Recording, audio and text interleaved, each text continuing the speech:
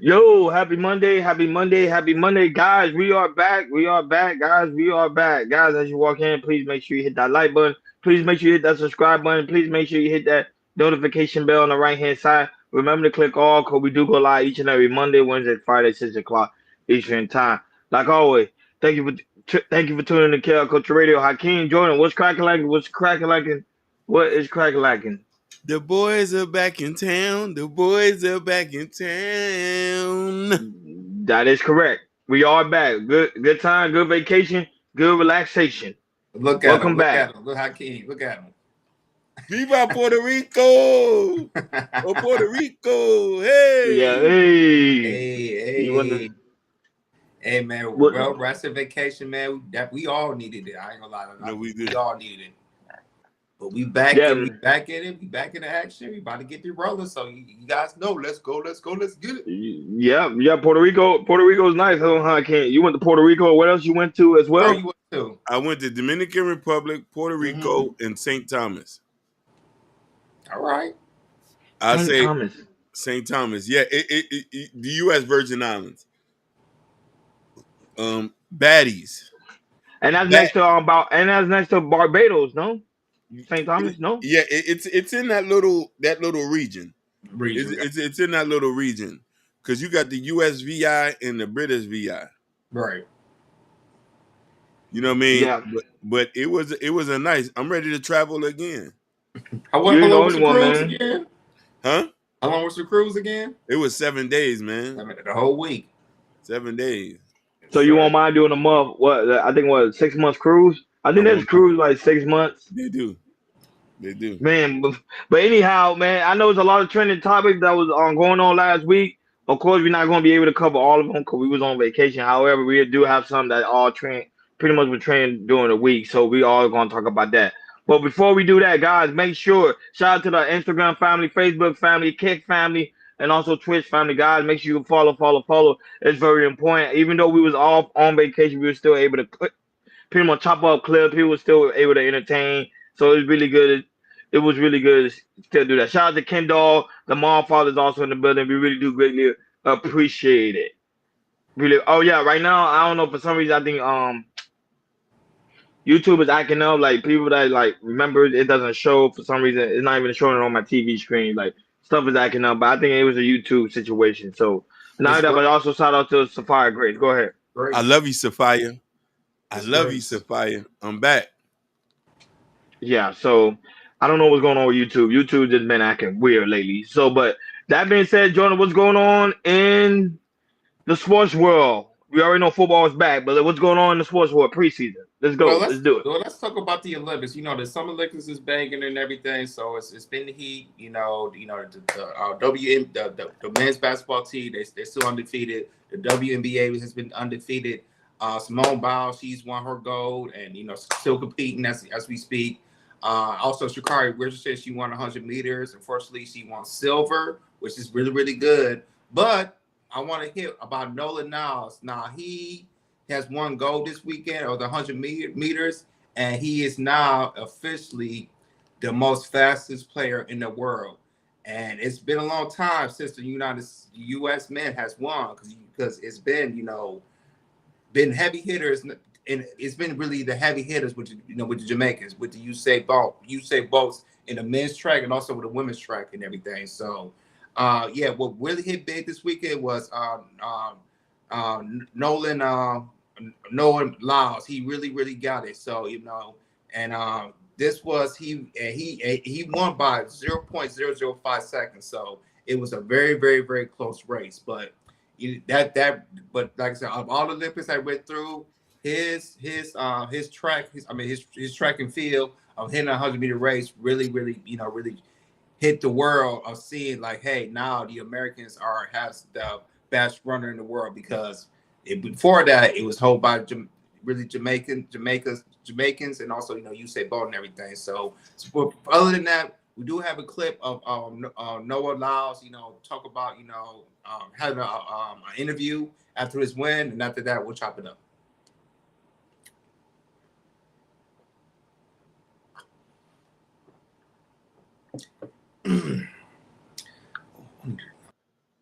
Paris Games and a big day for Team USA. American swimmers set 2 world records. Gymnast Suni Lee adding another medal to her collection. But all eyes were on the track where Noah Lyles hoped to prove that he is the world's fastest man. ABC's Inez de la Quintara is watching it all. In a dramatic photo finish, tonight Noah Lyles sprints to his first gold medal in the men's 100-meter final. The American sprinter celebrating with his family. Lyles now dubbed the fastest man in the world, coming from behind to win by just fractions of a second. The first time in 20 years an American has won this event. From gold on the track to gold in the pool, a huge day for Team USA. Because everybody on the planet's got to believe there is no way Fink is losing this race. Starting with an incredible showing from Bobby Fink winning gold in the 1,500-meter freestyle, setting a new world record. The women setting records too, winning the women's 4x100-meter medley relay. And it wasn't close, smashing the world record and beating the competition by nearly 5 seconds. And for the first time in 64 years, the gold medal in the men's 4x100 medley relay does not belong to the U.S. China's stunning Team USA, the men settling for silver.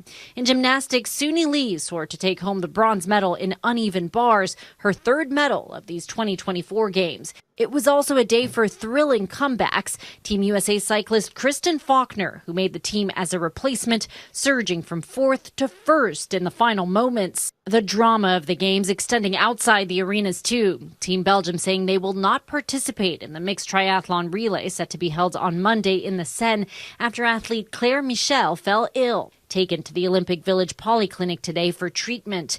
The Swiss team also saying one of its athletes, Adrian Briffod, will not compete in the mixed relay event due to a stomach infection. Both Michel and Briffod competed in the triathlon individual, swimming in the River Seine, though it's still unclear whether water quality may be to blame for their illnesses. And Lindsay, another Team USA win in that 100-meter dash. Fred Kerley taking the bronze. Team USA now tying China for the #1 spot in the gold medal tally with 19 golds and leading in the total medal count with 71 medals so far. Lindsay? Big victories for Team USA. Yeah, so shout out to Team USA. Right now, they are leading when it comes to the gold, like with the medals. USA is leading by 78. They have 20 golds, 30 silvers, and 28 bronze. As in China, they're in second place of medals, and third place is France, and then fourth place is Austria. So it was a big weekend, for Noah Lyles, Sha'Carri Richardson, and also Simone Biles. So it's been a really big weekend for the Americans. And like I said, there's still track field still going on. I believe Noah Lyles, he's gonna run for the 20-meter race this week, and also I think Sha'Carri Richardson is gonna run for her 200 meters this race again. And also the USA basketball, they're still they're still undefeated, and they don't play till they don't play the gold medal games till not this week but next week as well. So a lot of stuff's going on. Shout out to USA. This is as us as Americans, you want to see USA to dominate as any sports as you possibly can. But go ahead, Ronnie, man. What's your take about the weekend? Not just Noah Lyles. What's your take on the weekend of what happened? It could be Noah Lyles, it could be Sha'Carri Richardson, or Simone Biles, U.S. basketball team, or the three out the basketball team. So what's your take on the Olympics right now? Right now. I'm super proud of Team USA. Team USA is doing what they're supposed to do, is win. We very competitive. We learn not to give up and keep on fighting. To me, especially when it comes to the track, I knew I always, deep down, I always thought Jamaica will always win that category because they just got so many fast runners. When it comes to man and woman, them boys can run. And for Team USA to go over there and to win the gold for the first time in 20 years, it showed the improvement, the dedication these guys put in, and the amount of hours to come on to make sure we come out victorious, especially against China as well when it comes to the aspect of winning a lot of gold medal. I'm proud of Team USA. Let's keep it up. And I'm just waiting on the basketball too as well. I know we're going to win a gold for the basketball team as well, for the basketball tournament. There's so many things that Team USA is doing all around. And I'm proud of those guys. Keep up the great work. Don't give up, especially with Simone Biles. Same thing. She's killing it right now when it comes to the gymnastic. She's breaking records after records after records. So them guys, they're doing what they're supposed to be doing. Is to break records and put the name on the board. I'm proud of that. I'm proud of Team USA. Let's keep it going. Go ahead, Akeem. Brother, you spoke so eloquently, Ronnie. You hit it right on the point. Shout outs to DJ Triumph. Shout outs to DJ Triumph. Shout outs to Nidus. Shout outs to Fresh Sounds, Florida. We back and better than ever. USA, USA, USA, USA, USA, USA. I want to send a shout out to everybody in USA. The bronze, the gold, and the silver boys. No matter what it is, you out there representing for us. I was happy to see we got a new Michael Phelps, but it's Fink now. Shout outs to Fink. Shout outs to the basketball team. We out here trying to do it. I love this country. I love that y'all representing for us in the USA. And no disrespect to the French. I'm Haitian. We're better than the French. USA forever. Yes, sir, sir. One thing I want to do, shout out to Shakari, not Shakari. First of all, that's what Shakari. Shout out to Shakari Richardson. She won her silver and everything. This is her very first Olympics, and really passing through and everything. She almost got to go, but the lady from, I think she was to the island of St. Lucia. She was the first, not woman, but the first person who ever could win a gold medal for that country of St. Lucia, I believe. Hopefully I got that country right. So St. Lucia. So shout out to St. Lucia. But yes, shout out to Carrie Richardson of getting the silver. I know she's still working. I believe she's going to go work the 200-meter race. So hopefully she can get the gold. And also shout out to Simone Biles. Her last gold that she won a couple of days ago made her the most decorated gymnastic person of all time. So shout out to Simone Biles. And also shout out to Noah Lyles for finally winning a 100-meter race. Like I said, what Ronnie said, it's been 20 years. And, USA is really, really putting in that work and everything. And other than else, let's keep getting this goal, USA. Let's keep getting this goal. I know the 3-on-3, I've been seeing like the 3-on-3 men's basketball team, they've been struggling a little bit, but hopefully they can get the goal. Also, U.S. men's basketball team, nobody gonna get, they're gonna get the goal. I believe, they either gonna face either Canada. I think they're gonna face Canada for the finale because Canada, they do got some really good players because most of the players that play at Canada also play in the NBA as well. And also shout out to the women's USA team. They haven't lost either, and they're going for their 9th or 10th straight goal because they've been crazy, crazy, crazy good. But shout out to the United States and the USA. Let's get this gold.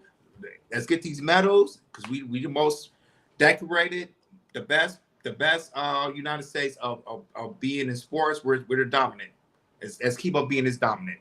Let's be dominant, baby. Let's go. Let's get it. Now that, but shout out to the loving Natasha Vincent, the mom, mother, sister in the building. Yes, we miss you too. You already know we love you too. Natasha, great. It's always great to see you. And also the lovely Jalen is also in the building. Shout out to you as well for being there. Go ahead, King. Houston's finest. Montreal's finest. I love y'all both. Well, they play Team USA soon, so let's see how much you're gonna love them there. You're right. Canada versus United States. Let's see how much you're gonna love them then when them two go head to hand in basketball because they're really good in basketball too. So that's the one I think everybody's waiting for. That them two competing at the end, which I think Team USA gonna win anyway. Mm-hmm. So I ain't worried about that. But now that money, this is money, Jordan. What's going on with the money, man? I hope you talk about the NASDAQ because I'm pissed off about it. I was gonna talk about it, but I'm gonna talk about that. But I also want to talk about the company. A lot of people the company don't know about is I can't even pronounce it. It's Nvidia, Nvidia. Thank you, Hakeem. So Nvidia. So a lot of people don't know this is a big corporation. They are one of the top most valuable companies in the world. They are the number 3 right under Apple and Microsoft. And their stock this year has been shooting up and up and up and up and up. So they are, like I say, I know people like to talk about Apple, people like to talk about, Google, people like to talk about Microsoft, but this company right here, they're another valuable company, which, I'm not a financial advisor, but if you want to, invest into the stock like this, long term or short term, this is also the stock, you know, that you can make some money on. Really make some money on. But other than that, Hakeem, we do have a short clip about this company, and after that, we'll chop it up. Shares climbing higher once again today. The stock soared yesterday, adding $327 billion to its market cap. It was driven higher by strong results from competitor AMD. Now, despite the recent rally, though, Nvidia shares are still sitting roughly 13% below their all-time high. Joining us now for where Nvidia and some of its competitors are headed, we want to bring in Stacey Raskin. He's Bernstein's managing director and senior analyst. Stacey, it's great to talk to you again. So it looks like a lot of that excitement has now returned. I'm curious, do you think there's been just this shift in sentiment following the AMD's results that we got yesterday? So I don't actually think it was about AMD's results. I think it's about the CapEx guides we're seeing from lots of the hyperscalers, Microsoft and Meta and Google. All of those CapEx outlooks look very supportive, like we're starting to see those numbers continue to go up. And I think that's what's been driving the AI trade. I actually don't think really it was AMD's results. AMD's results were not bad necessarily. They took their own AI guidance up a little bit, but I don't think they took it up any more than people thought they were going to. I don't think it was above where people thought. So Stacey, then given that CapEx guide that we are getting from some of these hyperscalers, what does that tell us just about the opportunity, the upside here that we are potentially seeing for these chip makers? Well, I mean, look, for companies like these, I mean, some of the numbers are very large, right? As you're looking forward in terms of where expectations are. And you know, the hyperscalers, they're big customers. They're doing a lot of that spending. And so you do want to see those numbers go up. This was a concern if you go back, I don't know, a quarter or two ago. There was a big mismatch at that point between like where the CapEx outlook was at the time and a lot of these AI names. And we've continued to see the CapEx guides actually go up materially.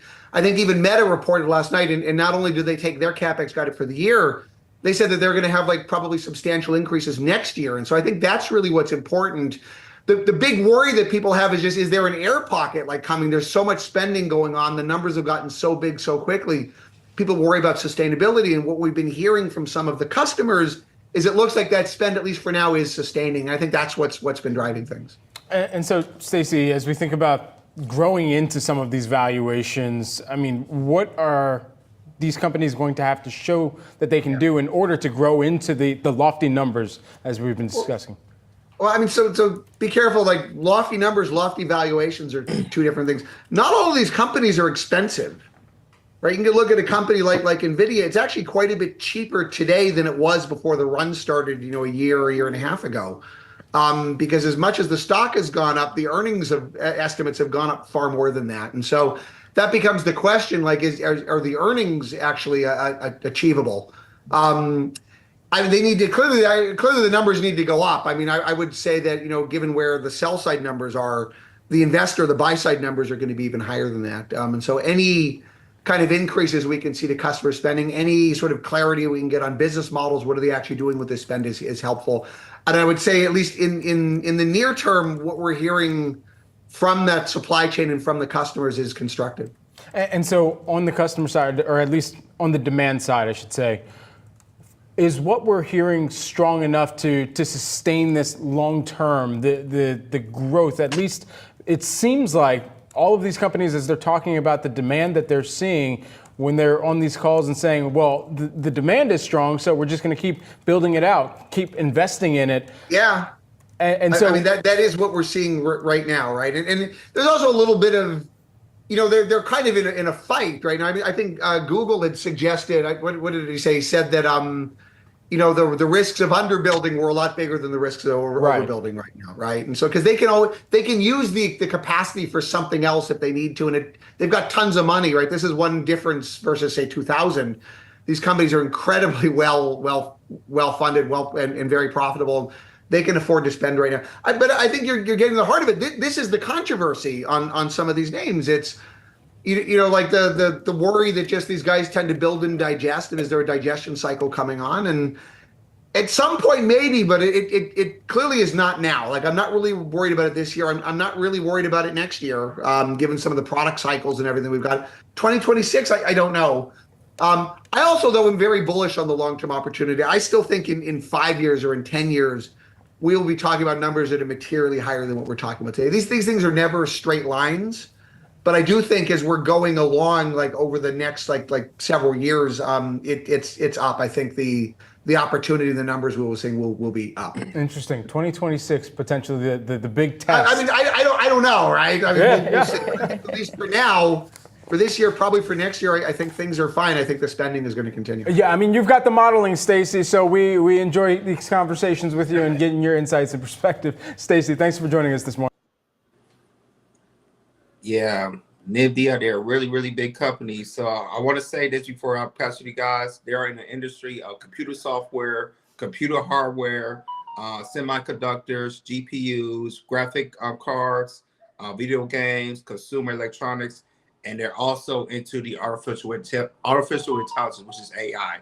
They're really, in the dominance of that as well. So, woo, this is a nice company. Oh, shout out to Sherry Bryant. Shout out to Sherry Bryant, who's in the chat, and shout out to Shashi Bo, who's in the chat. Big love to you women, to you ladies. But go ahead, Hakeem, man. What's your take on this company, man? Brother, you gave the majority of the information, and I'm gonna just comment on it. Shout outs to Sherry Bryant, a beautiful woman. Shout outs to you, Queen. Shout outs for your love and for checking on us. I appreciate you so much. Nvidia. You might not never heard the company. He just explained it. It's a graphics card. They've been around for quite some time. Ironically, this computer right here, the graphics that you're seeing is I have an Nvidia chip in my laptop. So it's everywhere. They, you know what I mean? Gaming, you know it. Microsoft uses it. Meta, Amazon, they all uses their chip. It processes images. So Natasha Vincent says something, and I'm gonna just end it with this. Everything is accessible with fractional investments. It's no excuses anymore. Not only that, but Sapphire Grace also mentioned something as well. She's talking about like a lot of these investors are now investing their money into smaller companies, which is also a fact. That's why you have to have a different variety of versatile portfolio when it comes to when you come to investing. You can't just always invest in big companies like Apple, Microsoft, and also Nvidia. Now I say we're not talking about the Nasdaq today, but however, the Nasdaq is down by a huge percentage. Well, a lot of people money is hurting. And all the people that did invest in Nvidia are hurting as well because right now of the fear of and a recession. So a lot of big investors are pulling their money out and like pretty much with Sapphire Grace said, and they're putting their money right now into smaller companies. Nvidia is a great company. I know somebody that I know personally who did invest in Nvidia. I think it was Gore. One time Gore mentioned in the chat he invested a lot of money in Nvidia when it was small. Now now he's reaping the benefit. So that's what happened when you invest in a small company. You never know, the company may grow and be a multi-trillion-dollar company. It happens that way. That's why you got to be smart when it comes to the aspect of investing. That's why you got to make sure you do your homework, sit with a financial advisor, and know where to put your money and where your mouth is. And I think that's what's happening right now in the black community. I think in the black community right now, we miss a lot of opportunities, especially when it comes to the aspect of investing. Because Nvidia right now is a good company to invest in. Just about based on what everything's going, based on where technology is going. Right now is a good time to invest. I know this is not financial advice, but however, right now is a good time to invest in a lot of AI because AI is everywhere. Even we're using at work. At my job we use Honeywell. There's people that are using literally Nvidia chips when it comes to the police dogs. Miami-Dade police have a police dog now that's computerized. So what I'm saying, like that's where we're heading to. We're heading to more technology. As we head to more technology, put your money in there and let your money grow. Don't just leave, like I always tell people, don't just leave your money in the bank. Because when your money's in the bank, it's just sitting there. It's not gaining no interest. But you put your money in the right place, it's going to gain a lot of interest. Shout out to KF504, who also is a financial advisor. So you guys need financial advice, he's a good guy to go to. KF504. Shout out to him. But go ahead, Jordan. No, go ahead. You gonna read a comment? I can't go ahead. Yeah, he says, Shiesty Bum say, Hakeem, why you got your scarf like that? I just came back from Puerto Rico, baby. Yeah, baby. He was on vacation. Key. I was on vacation. Yeah, man. So Nvidia, this company is very, very interesting, especially when it comes to artificial intelligence and everything, because the more artificial intelligence we can see, we're gonna see of the chips that they use, it's gonna probably be used by this company when it comes to what Rodney said, when it comes to police dogs, when it comes to robotic delivery robots that deliver in certain cities and everything. This company right here can really, in the next 5 to 10 years, if it really does well, especially in artificial intelligence, can really blow Apple and Microsoft out the water and be one of the top companies in the world globally and everything. It also depends on what other countries can see and see as this company as well. You talk about China, the Middle East, also Europe too. What does these countries can look at Nvidia and what it can do, especially for artificial intelligence and everything. What kind of deals they can do to make not just AI, but also computer chips and everything as well. So I can see, in the future, like I said, I'll definitely be watching the stock as well. I will, invest into the stock in the future. But just really looking in the artificial intelligence side, if we see more of that and we see those chips, the chips are like a lot of artificial intelligence using these chips on Nvidia, this could be a really big company and being one of the most valuable companies in the world. And so this is something I want to see, but that's my take on that. On say I agree. Most people don't know how to invest, which is true. That's why literally we be on the internet every day. Most of us we be in different sectors. We be in different people's channels. Literally, it only takes 5 minutes a day just to go watch a video about financial advice. I'm just being honest. It's so much information. YouTube is a great tool. I learned a lot about financial advice just based off YouTube. Listen to KF514, listen to our Chicago Gorilla. Even Anton. Some people have mixed feelings by Anton, but I sometimes listen to him because some people they do have some good advice when it comes to spending your money. Because the problem is today, especially black people, we are addicted to hoarding money and spending unnecessary money when we know we could use our money for bigger and better things. So I think we need to get to a place where the money need to be used for what money is being used for, and that's to invest, make more money, so your kids don't have to suffer and don't have to depend on the government. Because my dad and my mom and dad did what they needed to do, so I could be out here and be successful. That's just my opinion, and especially right now with student loan debt. Oh my God, that junk is. We're not even gonna talk about that. But anyhow, Jordan, hip hop. What's going on in the hip hop sector? What's going on in the hip hop world? Let's talk about the hip hop sector. So Charlamagne set up with Big Sean, and they had a conversation about the big three conversation, which is Drake, Kendrick, and J. Cole. And Big Sean says, he hear himself, from people to be in that conversation, be in that big three. So, I mean, it could be, Kendrick, Drake, or Big Sean, or Kendrick, J. Cole, or Big Sean, but he believes that he's up in that big three conversation or being the top rappers in the game. But don't take my word for it. We do have a clip of Charlamagne talking to Big Sean about him being in the conversation. After that, we'll chop it up.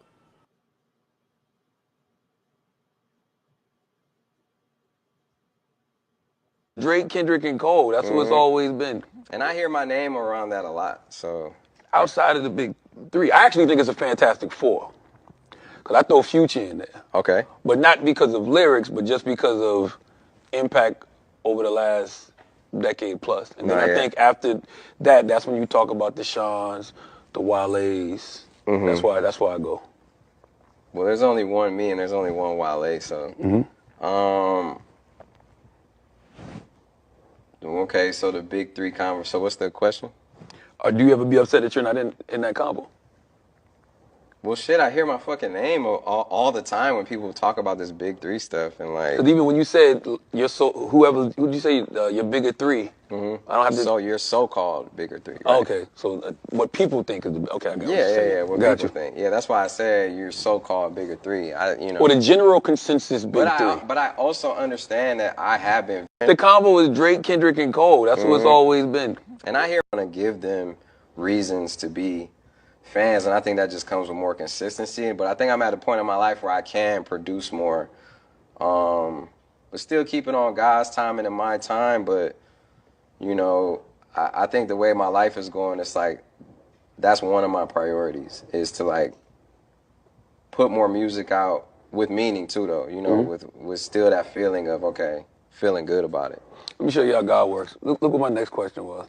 Can you be upset by what you haven't gotten out of rap if you know that you haven't been as consistent as the people in the big three? That's what I'm saying. So it's like, I'm not delusional. Like, I haven't been putting out music, so that's one of the, yeah. But I do feel like when it comes to rapping abilities that I have no limit on my rapping abilities. I feel like I can keep improving and keep getting better, and I can hang with anybody on any song. You know, and I've proven that. Oh, absolutely. I want to give them reasons to be fans, and I think. So there you have it. You know, Big Sean. You know, he's talk about. You know, he has been consistent with his music and everything. He has it. You know, with the Kendricks. You know, and also J. Cole, and Drake and everything. But it's very, very interesting that he said he hears stuff that he might be in that big three, one of the top 3 big artists in the game right now. But I definitely want to hear from you, Akeem. Man, what's your take on what Big Sean is talking about? I'm gonna say this with a heavy heart. And you might not know this. I've always been a Detroit rap fan. Snap Dogg, T Grizzly, and Big Sean. Detroit is my favorite album. I bought Dark Twisted Fantasies. I bought the album. I love Big Sean. Big Sean is a lyricist. I don't know what happened in his life. I don't know if he had imposter syndrome, but he hasn't been consistent. I know he took some time off because he said he was dealing with depression. We're fans, and I'm sorry to say that. I know you're human, but we want music. I'm not to be disrespectful. You could take a sabbatical, but we don't want to know you taking a sabbatical. Put out some music. At one point, he's supposed to be the big three. He had more love than a lot of these other Kendrick and Drake. He had the hits. He was supposed to be that guy.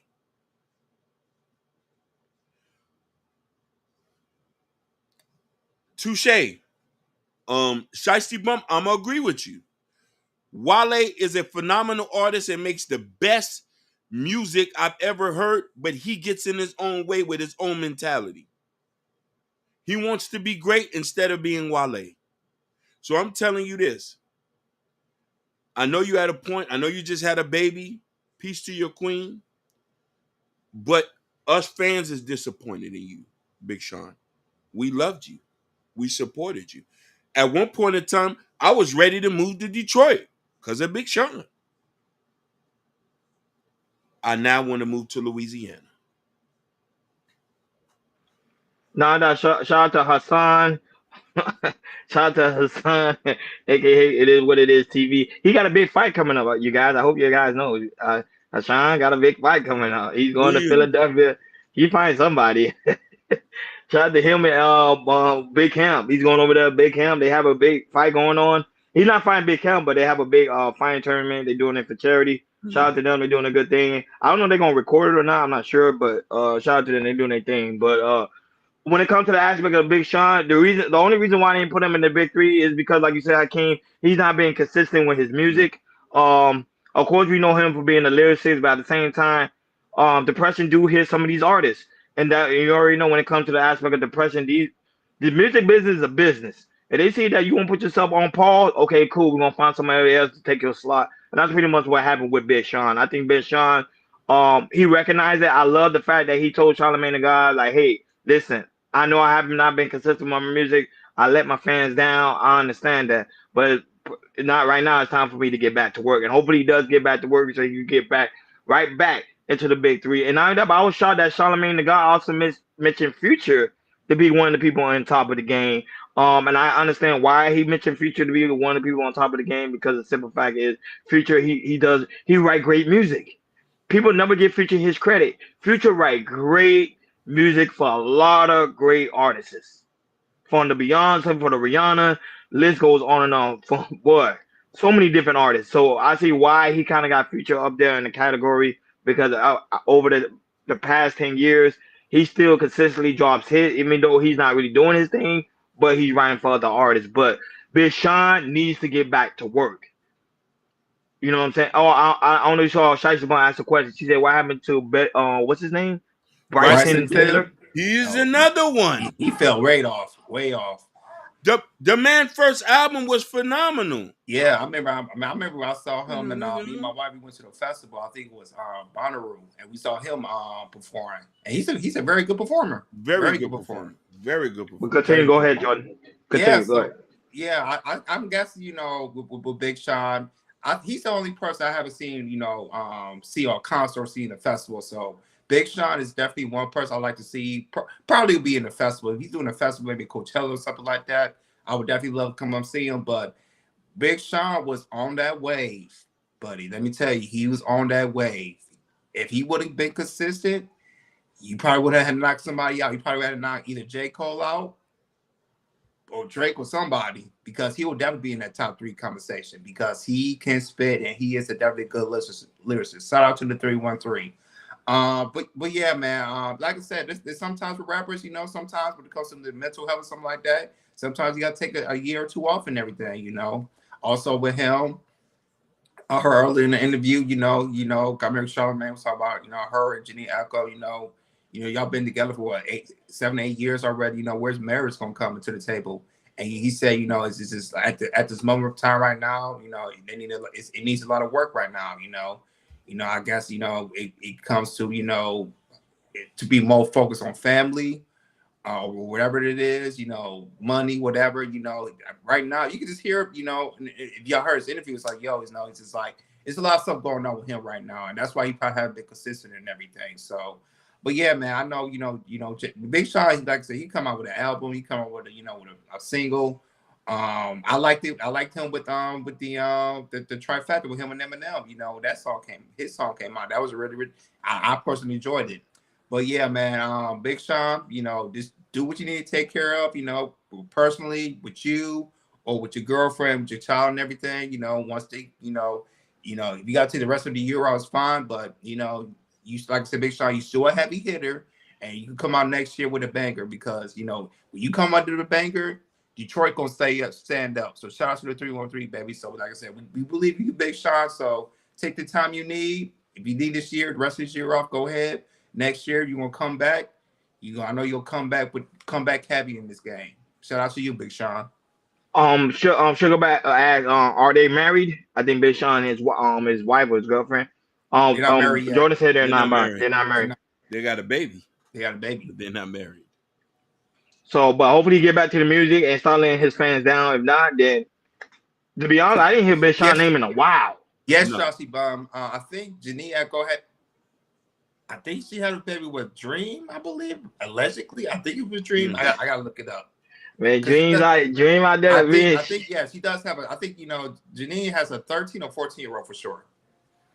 Nah, but shout out to the lovely Bobby Bryan, who's also in the building. She said, "Welcome back." Yes, we're back, and we're back like never before. So just be on the lookout for us. We're back like never before. So that being said, guys, make sure you hit that like button. Make sure you hit that subscribe button. Make sure you hit that notification bell on the right-hand side as we get ready to deep dive to different varieties of topics. So Jordan, you already know. Do your thing, big dog. So let's go. Let's get to the nitty gritty. Let's love to talk about it. So the first topic we're gonna talk about Britney Renner. We haven't talked about her lately. Last time we talked about her was her and Pearly Things. They went out and everything, but now she's going viral because she has converted herself to Islam. Very interesting. I think it's cap. I think it's cap too, but. She came up viral today, talk about her converted to Islam. I'll read in the comments like some people say, she's trying to find her way, trying to find her person and everything, but she went viral, she was all covered up and she's, you know how like she like to say, she was speaking her truth. But needless to say, Hakeem, play the clip, and then we're gonna chop it up. If it's cap or is it not cap? Go ahead, Hakeem. And not that, but the Islam people, just in case we don't take no shot to the people that are actually in the Nation of Islam. This is just her doing her take. But go ahead, Hakeem. Oh, hi. So I'm currently cleaning house, out with the old and with the new, manifesting a new wardrobe, inshallah. I have no idea how this is gonna look. I have contractual obligations, clothes to wear, posts to do, bills that have to be paid, and showing up the best I can, right? Because I know that it's not going to be perfect. I know that people may have a gripe. I mean, my arms are out, right? First of all, it's hot, and then I sweat like a puddle under my armpits. Not an excuse, but looking into Botox under my arms and finding clothes that are more aligned with where I'm headed, even if it's not to the book perfect. That's what this is all about for me, as I'm just going to show up and give my best, and every day my best gets better. First of all, hi. So I'm currently... Britney Shout out to Natasha Visit with the super chat. Go ahead, Joe. You can read the super chat. Go Shout ahead. out to Natasha with the super. She said, "Wait a minute, this thing is on." Yes, it is. We finally monetized. We are. We didn't say anything, but we surprised that Hakeem turned it on 2 weeks ago, and we're finally monetized. So yes, Natasha, if you also want to join the Chaos Culture supporter, go ahead. It's only $4.99. You get we get you a little badge, and also you get a little emojis. You got my emoji head, Ronnie's emoji, and also Hakeem's emoji head too. So yeah, thank you so much, Natasha. You've been. I know he's gonna turn on. You're gonna support us big, but yeah, we're finally monetized, so we appreciate it. For all the people that's been watching us for years and years and years, we happy because y'all made this happen. So we appreciate you guys so much. But go ahead. I don't know who want to go first. Hakeem, you go first because this is the Nation of Islam. I want to go Hakeem first. Go ahead, huh? So for a lot of y'all who don't know, oh wow. Oh, shout out to Stephanie. She sent it for the $20 super. Oh damn, Steph. Stephanie, yeah, pretty super brown, sticker. Shout out to you, Steph. $20 super sticker. We appreciate you. We appreciate you. Thank you. Pretty brown, driving me wow. She came out of nowhere with that one. Dang. Stephanie, since you put that 20, I'm coming to California to propose. I'm coming to put a ring on it since you put that 20 on it. Listen. No, since she put that 20, I ain't being toxic no more. Forget it. I throw that in the garbage. Listen. I'm good. Listen. I'm a feminist now. I'm pro-woman. I leave the toxic masculinity. The Tasha. Oh my God. Whoa. Every day. Shiesty, no. Not Shiesty, boom. Oh my gosh. Thank you. She giving out memberships. Whoa. Memberships. Oh, thank you. Whoa. She went crazy with the membership. Crazy. Wow. Natasha, oh my God. Well, shout out to the new member. Shout out to J-Hub. Shout out to Thanos is a member. Next Mimi. Level. Mimi, Ashton. Genesis. Wow. Ashton. Wow. Don't make Hakeem cry right now. He just came back. Wait till the show's over. Oh man! Hey, listen! I told you, we take care of the Chaos Culture family over here, big dog. Just marry all y'all. He like, oh no! Oh man, Natasha, you like I said, you the mom mother, and we appreciate you so much. We love you so much. We love you. Shout out to Genesis. Shout out to Genesis. Boom! I'm moving to DC now. Wait, Hakeem, you gotta pick one. Is it California or is it DC? Which one? You can't. Or is it Montreal? Oh, it's Listen, Montreal. Which one is it? You gotta go to international. listen. Shicey's never even shown her face, and she put down. I'm moving to DC. I'm moving to Bowie. Oh man. I'm going to go get a government contract, Shiesty. Oh man. I'm going to get a government contract. Someone is balling. That's how it is, man. The mom mother showing love and support. Love you, man. Y'all just put tears in our eyes. Yeah, man. We appreciate it. Go ahead, Hakeem. Go ahead, Hakeem. Go ahead. What's your take? So for a lot of people who don't know, I used to be a practicing Sunni Muslim. And I want Hassan, if you can chime in for me. When you take your shahada, that's between you and God. Her going online makes it very disingenuous. Muslims take this thing very, very serious. She's covered, and she says she's contractical and this and that. If she was a true Muslim, she knew that Allah will provide for her. If she cast away all things that doesn't deal with peace be upon him, the Prophet Muhammad. So this is why I say that her just coming online and say it's a new year and this and that, it's not genuine. Muslims do not go online and say I'm a convert. They might try to preach the knowledge to you, but that's your relationship between you and God. The talk she said she did, but she did convert it. She said she did convert it to Islam. But I don't know how true that is. That's why a lot of people think she's trolling online. Which is Hakeem Hassan said you're all right. What you're saying. He said you're all right. I gotta go cut the grass. I can't get married on me. Listen. If you say you willing to cut the grass, I'm moving to Tampa, Ybor City. Man, you got it. So Hakeem, you're in a polygamous relationship. You don't know what woman. Listen, you got a woman in Canada, you got a woman in LA, you got a woman in DC and in Tampa. Sophia Grace will never have to cook again, and she says she'll cut the grass. You won't even have to wash clothes. I'm doing everything. Now, come on, that humidity. Oh man, it's hot, and it rained right now. Heavy in their area too now. Yeah, that was it. She going to cut the grass. I'm like, Sophia, you cutting the grass after that storm? You cutting the grass? The floor's wet. Sophia Grace, all right, first of all, are you okay over there? Because I know the other side of you, y'all got heavy rain for that little hurricane. So, are you good over there? I just want to know, are you good? No, she said she cut the grass before it rains again. So I think she cut the grass. I think she cut the grass before it rains again. But it seems like she's good because she's online. So but Fort Myers got they had a bad flooding over there at Fort Myers Beach. But Britney Renner, the thing with her is, I hope she's not trolling, but if she's trolling online, that's not right because, like you said, Hakeem and Jordan, people take this religion very seriously, especially when it comes to the Nation of Islam. Normally, when people do their conversion, they don't do it online. They keep everything in the private. But I don't know what she's trying to do, what statement she's trying to make, or she's trying to prove to the world, like, look, I'm changed, I'm different, I'm getting rid of my clothes. Because if you go more into the video, she show her clothes, she show her wardrobe, like she's giving them away. She don't want to wear them no more. She don't want to be known as a whore or a harlot. She's trying to be something totally different.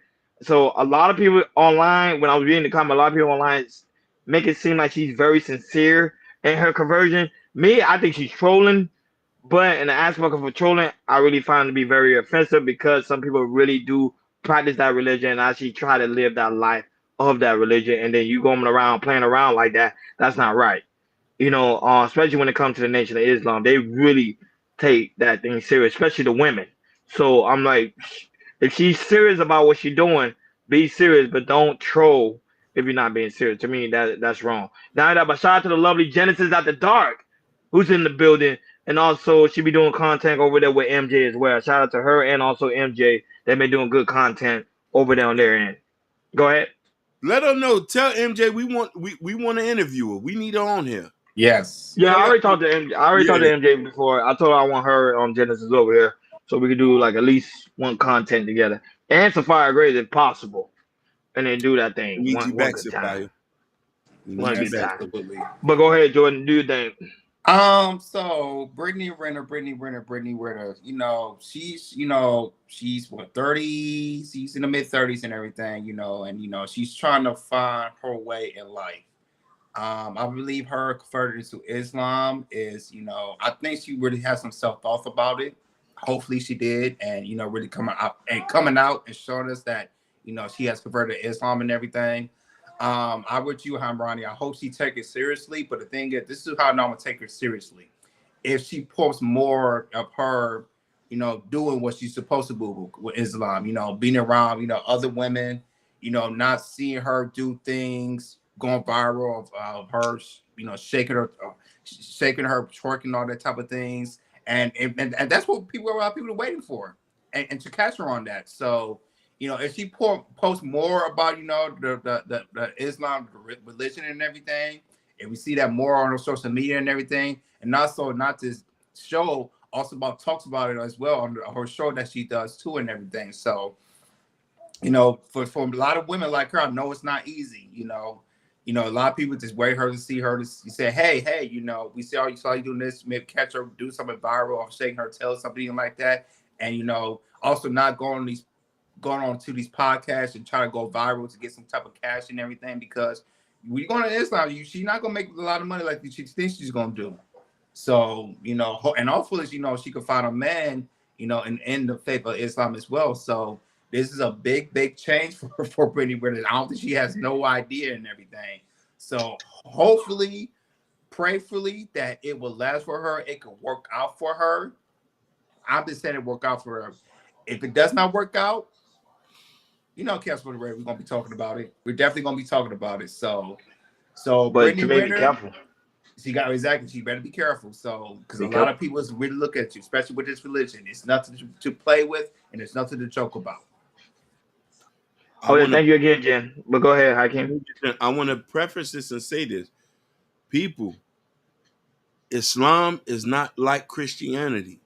Correct. People take this thing very, very seriously. They The do. Prophet Muhammad, peace be upon to him, is not to be played with. People get unalive by playing games like this.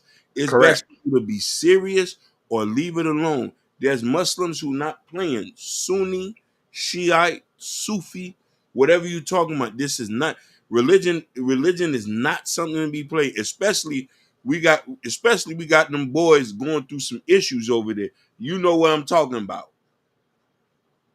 You know what I'm talking about. Them Palestinian boys. Peace be upon them. We praying for them. So Brittany Renner, this is a warning to you.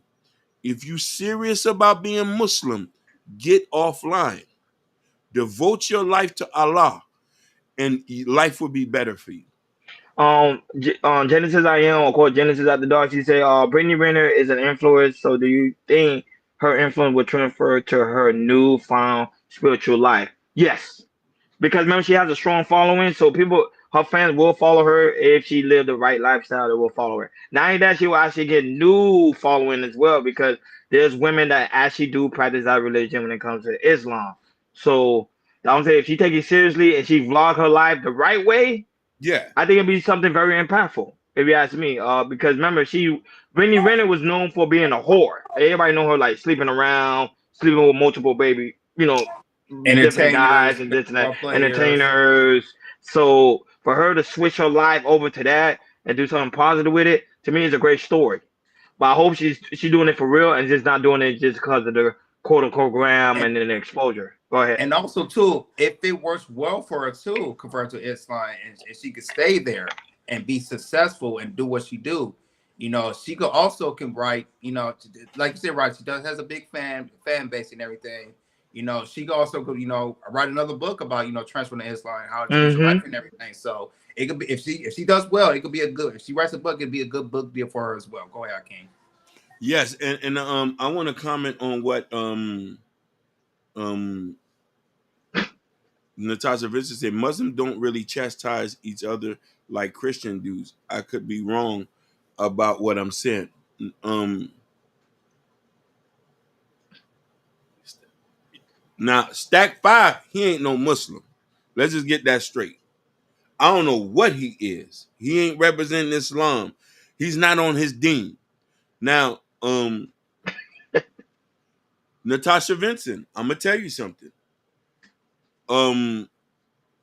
Muslims do chastise other Muslims. They just don't do it in public.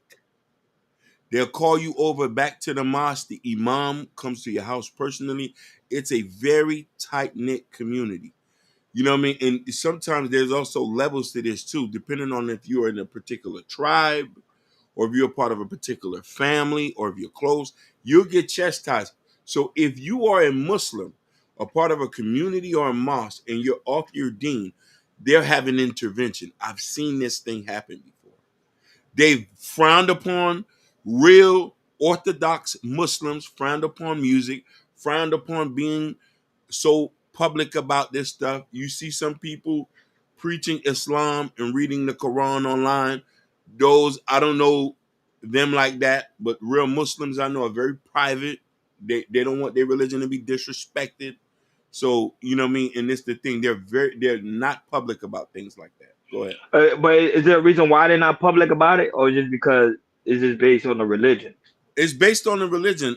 It's a lot have to do. I can't quote verbatimly, but it's a lot have to do what the Prophet Muhammad says. You know what I mean?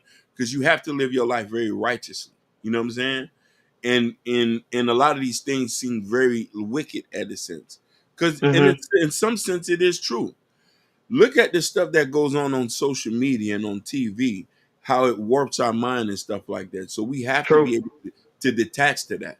You got people out here threatening people. Yeah, facts. You got, you know what I'm saying? And we're not supposed to be doing that. So that's true. Yeah. That's fact. Go ahead, Jordan. Continue. All right, on to the next topic. Oh, I want to talk about this because this goes around with Ronnie's alley. So there's been a study, and this has come from sidepost.org, and it says that a new study shows that men are now 6 times more likely to want a polygamous marriage rather than traditional. The study found that men are 6 times more likely than women to be open to polygamous relationships, which involves one man and multiple female partners. Among the least desired relationship types was two-timing, where one person has 2 partners who are unaware of each other. This paper was published by the Archive of Sexual Behavior. So praise the Lord. There's no there's no video clip on it, but this was a study is shown and everything. Very interesting. Very, very interesting. 6 times more likely to be polygamous marriage or relationship than being a very, very traditional. I keep you saying praise the Lord. Praise the Lord. Praise the Lord. Hallelujah. So I want to hear it from Ronnie because it's up for Ronnie's alley. So go ahead, Ronnie. What you think, man? Remember, we got to go back to the ancient time. In the ancient time, men had multiple women. I've been saying that for the longest. Men had multiple women. Most of the time, the women at that time understood the reason why men had multiple women, because the simple fact is, man need to procreate the world. We need to multiply our seed. We have so many little ones inside of us that needs to come to the earth. Women, on the other hand, don't get me wrong, women do have the capability to be in women also be in a polyamorous relationship as well. There's other women that date multiple men. So, and it makes sense because remember, we human beings and we're made to procreate with one another. However, in today's society, the reason why people are pretty much have a distaste for it is because the simple fact is a lot of men today don't have enough resources for the woman they do want to truly desire. Because you're trying to mind you married, it takes a lot to take care of one woman. But let's say if you have the financial resources and you say, oh, I want another woman, I can be able to take care of another woman too. You will take on that niche. And not only that, but you see it multiple times when you hear different type of stories. Men will always have a side chick. Don't get me wrong, women have side chicks too now, but men would typically always have a side chick. Why? Because it's in our nature to have multiple women. Now, a lot of women in the chat, of course, they're gonna disagree because they used to the European American concept. One woman, one man. That's a European concept. But if we go back to ancient Africa, you'll see it'd be like one man with three women. My grandfather, who's no longer here, had multiple women when he was in Haiti. Multiple women. Had multiple kids. He was well off, of course, but he still had the same thing. Even my dad told me stories like that. A lot of, even I can't even tell you, a lot of, if you go to Haiti, a lot of Haitian men have more than one woman in Haiti. It's a fact. And they don't have a problem with it. But how come when you come to America, it's a big issue? Yeah. It's because the same fact is an American concept that you got to be monogamous. And then when the guys that are monogamous, they always have a side dude. I mean, a side girl. Doesn't make any sense, right? But go ahead, Akeem, your thoughts. Brother Ron, you spoke so eloquently and you razor sharp with it. Razor sharp with it. I'm just going to piggyback behind you. Now, in some instances, polygamy makes sense. In extreme poverty. Yeah. In extreme poverty. Financial gain. Mm-hmm. Financial gain. Women gains a provider, a protector. And sometimes you're going to have to bundle up. A lot of y'all might think it's sexual. But, you know what I mean, bundling the family together makes sense. Also remember, too, polygamy also works for women who already have kids and want to be taken care of. People don't know that. There's also an instance for women who can't have kids. People don't think about this. In certain tribes and places like this, they also will pair you up with a husband. So these are things you don't even know. Some things that might be complicated for you in the dating scene, you would have somebody to protect and love you. And especially if you don't want to have kids and your husband want to have kids, you need a polygamy. So half of y'all are with somebody who with somebody. Yeah. And another thing too, like Hakeem, you gotta think about too. There's some women that cannot have kids at all. At all. What you do with those women? You just tell me just abandon those women? No. Some of the women need to have the desire of having a man there, not only that, but being an aspect of a marriage. Why not come to a guy that already have a kid and his wife, and you just come along and belong with the family? So you just won't be out there and die alone. Majority of the time, women do die alone. Men do die alone too. Don't get me wrong, but the studies show is a lot of women today dying alone. What you mean by BOGO marriage? What that mean, BOGO? Oh, buy one get one free. 100%. So you get one, you get another one. 100%. I'm saying this. Everybody wins in polygamy. Everybody wins. Mm-hmm. Your kids get a father, and a lot of you women that get a man. If you're willing to get with the program. In certain instances, monogamy doesn't work. You know what I mean? Especially when you see a lot of these football players, entertainers, they still juggling 30, 40 women. They paying bills for 5 houses.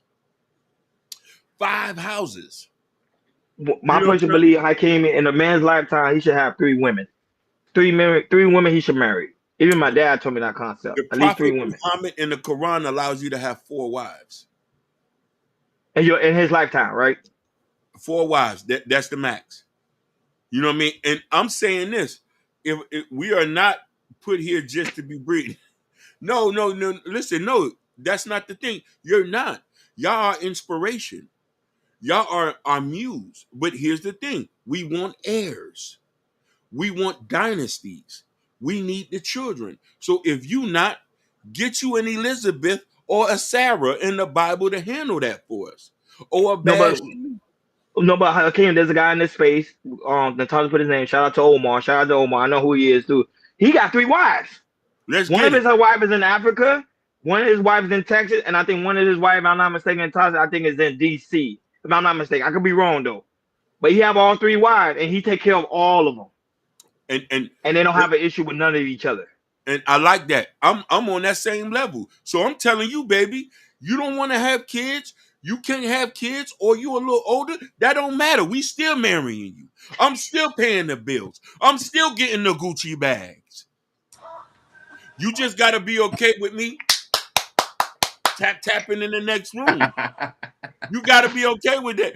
I'm not going to ask you to join because I know you're not in that freaky stuff. Nobody different state, but if they're in different states, it shouldn't be an issue. Let's say if you have a Stephanie over there, Natasha in Canada, and Sapphire Grace in Tampa, you got to travel. All in one house. All in one house. You can't put them all in one house. No. Listen, baby. We still got to stretch. Listen, we still got to stretch the bag. Sapphire, Stephanie, I'll put all y'all in one house, get y'all all one vehicles. I'm protecting y'all. I'm protecting y'all. I'm putting that coverage over you. All y'all would have my last name. Look, if it's a fire laughing and Stephanie said red flag, I'll say different household, Hey, not in the same I household. would say this.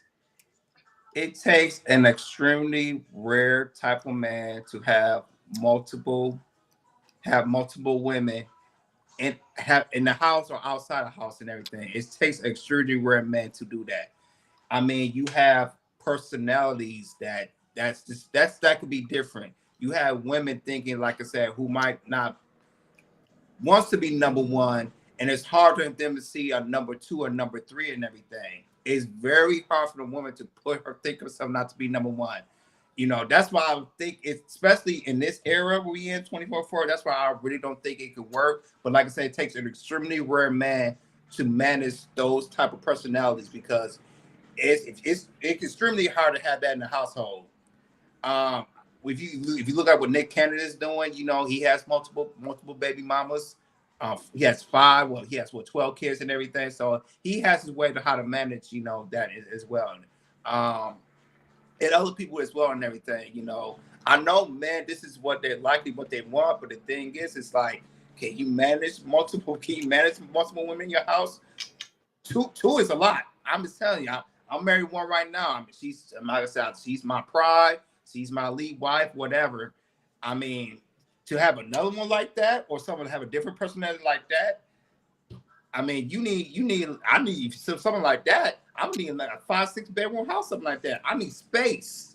You need space to have something like that, to have multiple women in your house. You need like a mini metro or something like that, or have like I'm telling her, kid, or what you call it, a gas house or something, because you can have, if you live in a 2-bedroom or 3-bedroom apartment and you try to manage multiple women, that is not going to work. It's too much. You're going to need a 5-6 bedroom house, or a master bedroom for one wife, or your first wife, your second wife, or if you have 3 or 4 wives, you need like maybe a house, 2 houses next to each other, or 3 houses next to each other to manage that, because around at this era, this time, how our women are, we know, with the independence and everything, and you know, with the mindset and everything, you need to be an extremely rare type of man to do that. And this time, that's what I'm gonna say about that. And not that, but I came and there was another woman also in this way. She go by the name Miss Polly. Shout out to her, Miss Polly. She also in a relationship with 3 men. She's a woman. She date 3 men. All 3 men know about each other. All 3 men understand the program. If you understand how the program is set up and how it runs, most people don't have an issue with it, because at the same time, she's like, hey, you go out there, do your thing, but when it comes to me, I need my time. Most of the people are in a poly relationship anyway. They just don't know how. They don't even know what the true meaning of it. Because, like I say, most guys have side women. Not majority, but most guys have women on the side. They be like, I talked to some guys even got work wives, and some women even got work husbands. So I'm like, okay, that's a poly relationship. And at the end of the day, you still go back to your main husband, which is at home. Don't make any sense. So especially now and today, when we live in a society where cheating is on the uprise, the best thing is to stop the cheating, get in a party relationship, and stop doing what you got to do. You know, and not only that, but a lot of women today are having a lot of open marriages. That's a party relationship. Go ahead, Akeem. You're right, brother. I'm a hypocrite. Ain't no such thing as poly when you deal with me. You in the house, you can't deal with no other person. I'm supposed to allow to have multiple. No, but then you got to set the rules. You set the rules. You have to let the women know, like, hey, listen, it's on your street. If you go out of that program, you out of the contract. You out of the rules. Now, one thing I wanted to mention is this: women outnumber us 2-1. If every black man in America get married, there's still to be a whole bunch of black women with no husbands. There's still to be black women with kids with no dads in the house. This can fundamentally change shit overnight. I know a lot of people might want to get it. I see Stephanie say her pride won't let her. Baby girl.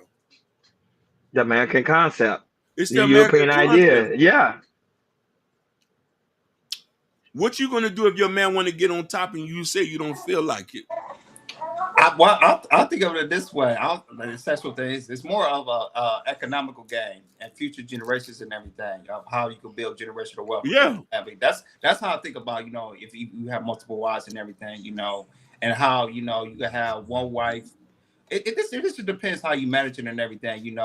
One wife could work full time, or one wife, or there might be, maybe you have 2 or 3 wives. One could work part time, and the one wife, can take care of certain things, bills, or anything like that. It's just more of how I think about it. It's more about having a team around you. It's more of a team thing. I don't think about sexual things. I think about how being a team. How if you have kids, how we compare our generations and everything. Not just your kids, also your grandkids as well. So I think we're more of an economical game, especially in the Black community and everything, which that could change the way, even though the rules in America doesn't allow that.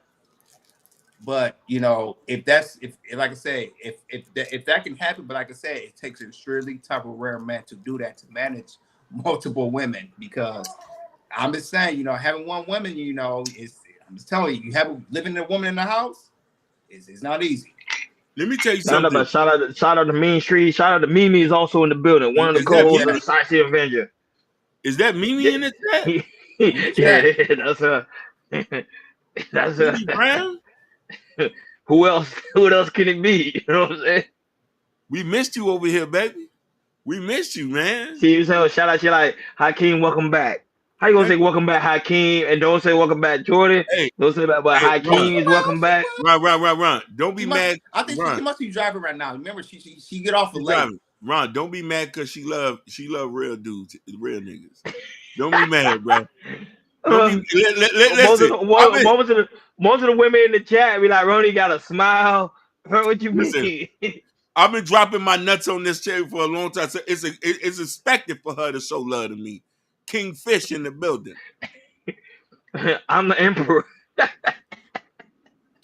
She said, bonsoir, chérie. She said, no, the man who wants multiple wives better have deep pockets. I agree with you, Sophia.